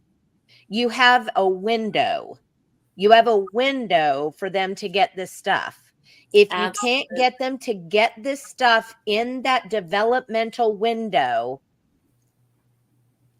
My favorite quote is saying, or statistic, my new favorite statistic, by first grade, if a student that has reading deficiency is identified, their reading deficiencies are identified by the time they're in first grade, 90% of those kiddos are going to have that reading deficiency, are going to reach proficiency. If they are not identified until fourth grade or after, 75% of those students will never be proficient readers. And it's the same way with math, but let's, we got to spend that 3 million on Bibles. Yeah. Sorry. Just mean about it. I'm just being mean about it. Dr. Pellam, we so appreciate your time today. And I'm going to even go further. And I think Michael will back me up on this. God bless you for having a spine. God bless you for being that person who goes, I don't care, bully me all you want. I'm going to blabber about all the bad stuff you're doing. Well, thank you. Hopefully we can just fix this, because, sorry, whenever I hear good things, I'm like, oh, don't say that. I'm not used to that. But hopefully we can do something about this, because our kiddos deserve better. Oh, bless your heart. Yeah. I mean, it's, and that's, hello, everybody. This is what we've reduced people to, is we've reduced, we've made teachers cry. That's great. Thanks, Jenny. Well, honestly, I do appreciate you. And I do hope too, those of you who are watching, we've had an in and out. I mean, we've had a lot of in and out today because unfortunately it's been, or fortunately, whatever you think, it's a 2-hour show, but we've had a lot of in and out today. And I just ask those of you who have been on today, show this to your friends and to other teachers, because maybe Dr. Pellam can make them feel okay about coming forward and going, me too, it's happened to me. Yeah.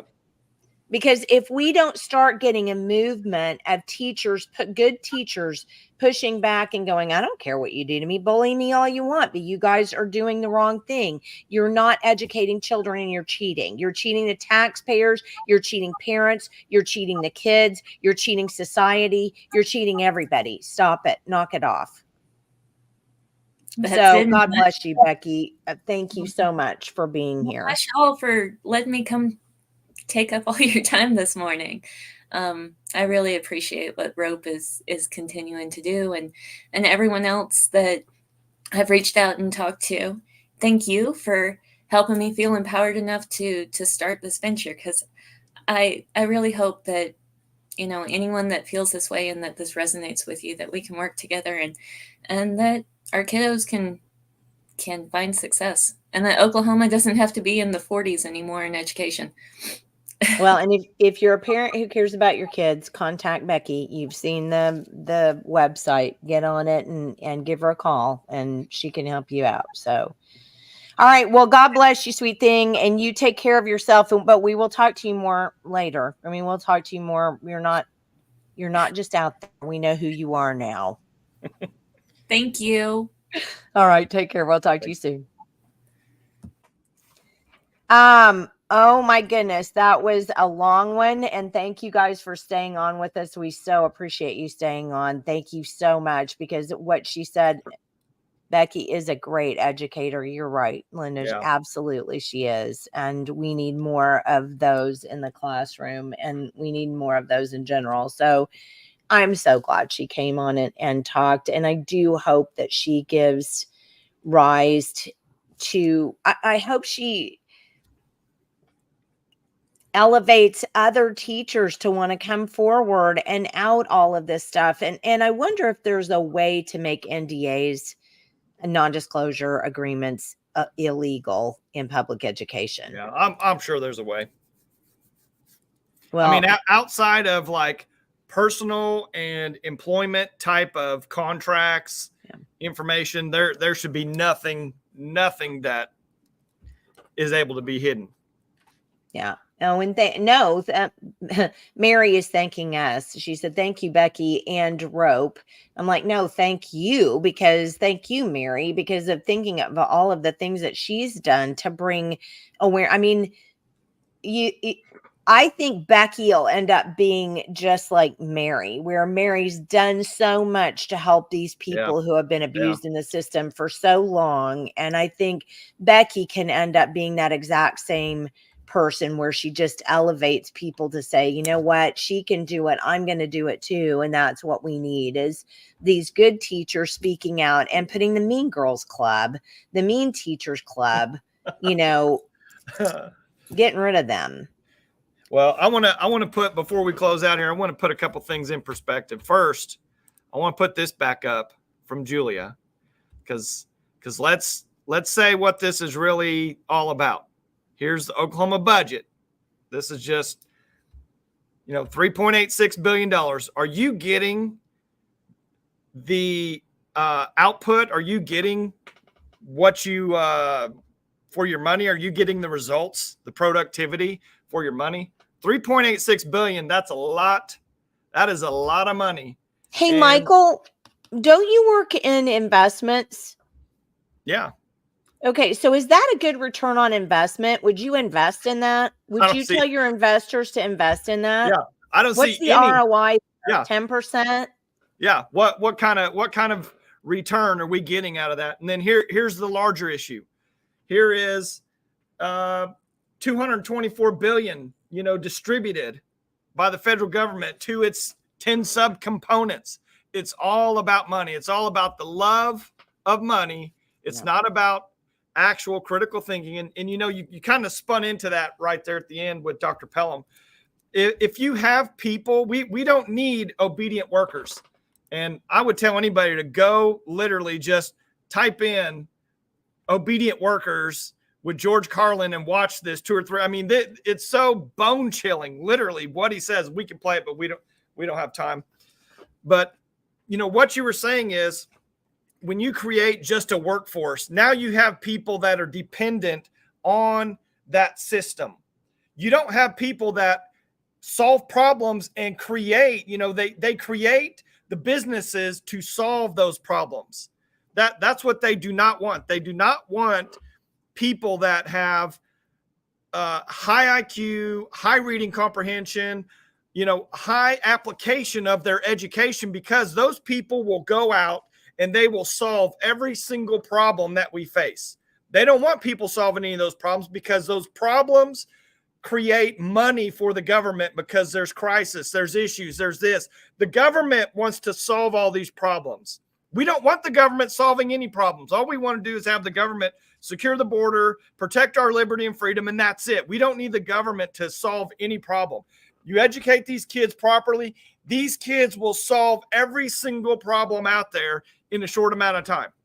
That's the way the free market works. That's the way free ideas, free liberty, that's what made this country the greatest country in the world, is because people solved all these problems. You go back to Becky's infographic there, where, when the federal government started putting all that money in the late 50s and 60s, well, guess what? We already we created the atom bomb without the federal government money going into education. We literally we went to space. We went to the moon without federal money, educating these kids. I mean, what have we done? We just keep going down and down and down. So the problem is, if we allow the government to continue solving all of our problems, this is what we get. We get literal obedient workers that can't even read and write and do math. So that's literally what it comes down to. The government doesn't want the competition of an actual critical thinking person, because they'll put the government out of business, literally. But that's exactly correct. I mean, I know that sounds goofy, but when you look at what you have, and I was looking for a text message that I sent to somebody yesterday, and I'm not sure exactly who it was.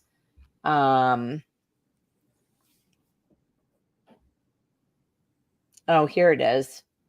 This is what I said in my text message. After the election board deal, I realized that our state government was full of people who not only have zero clue about anything unless it relates to their power quotient, but they don't want to because it takes time away from developing their power quotient.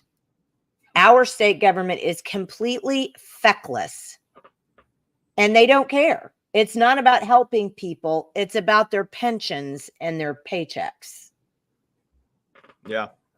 It's true. I mean, we have created a society now in which doing a crappy job is the best job you can do.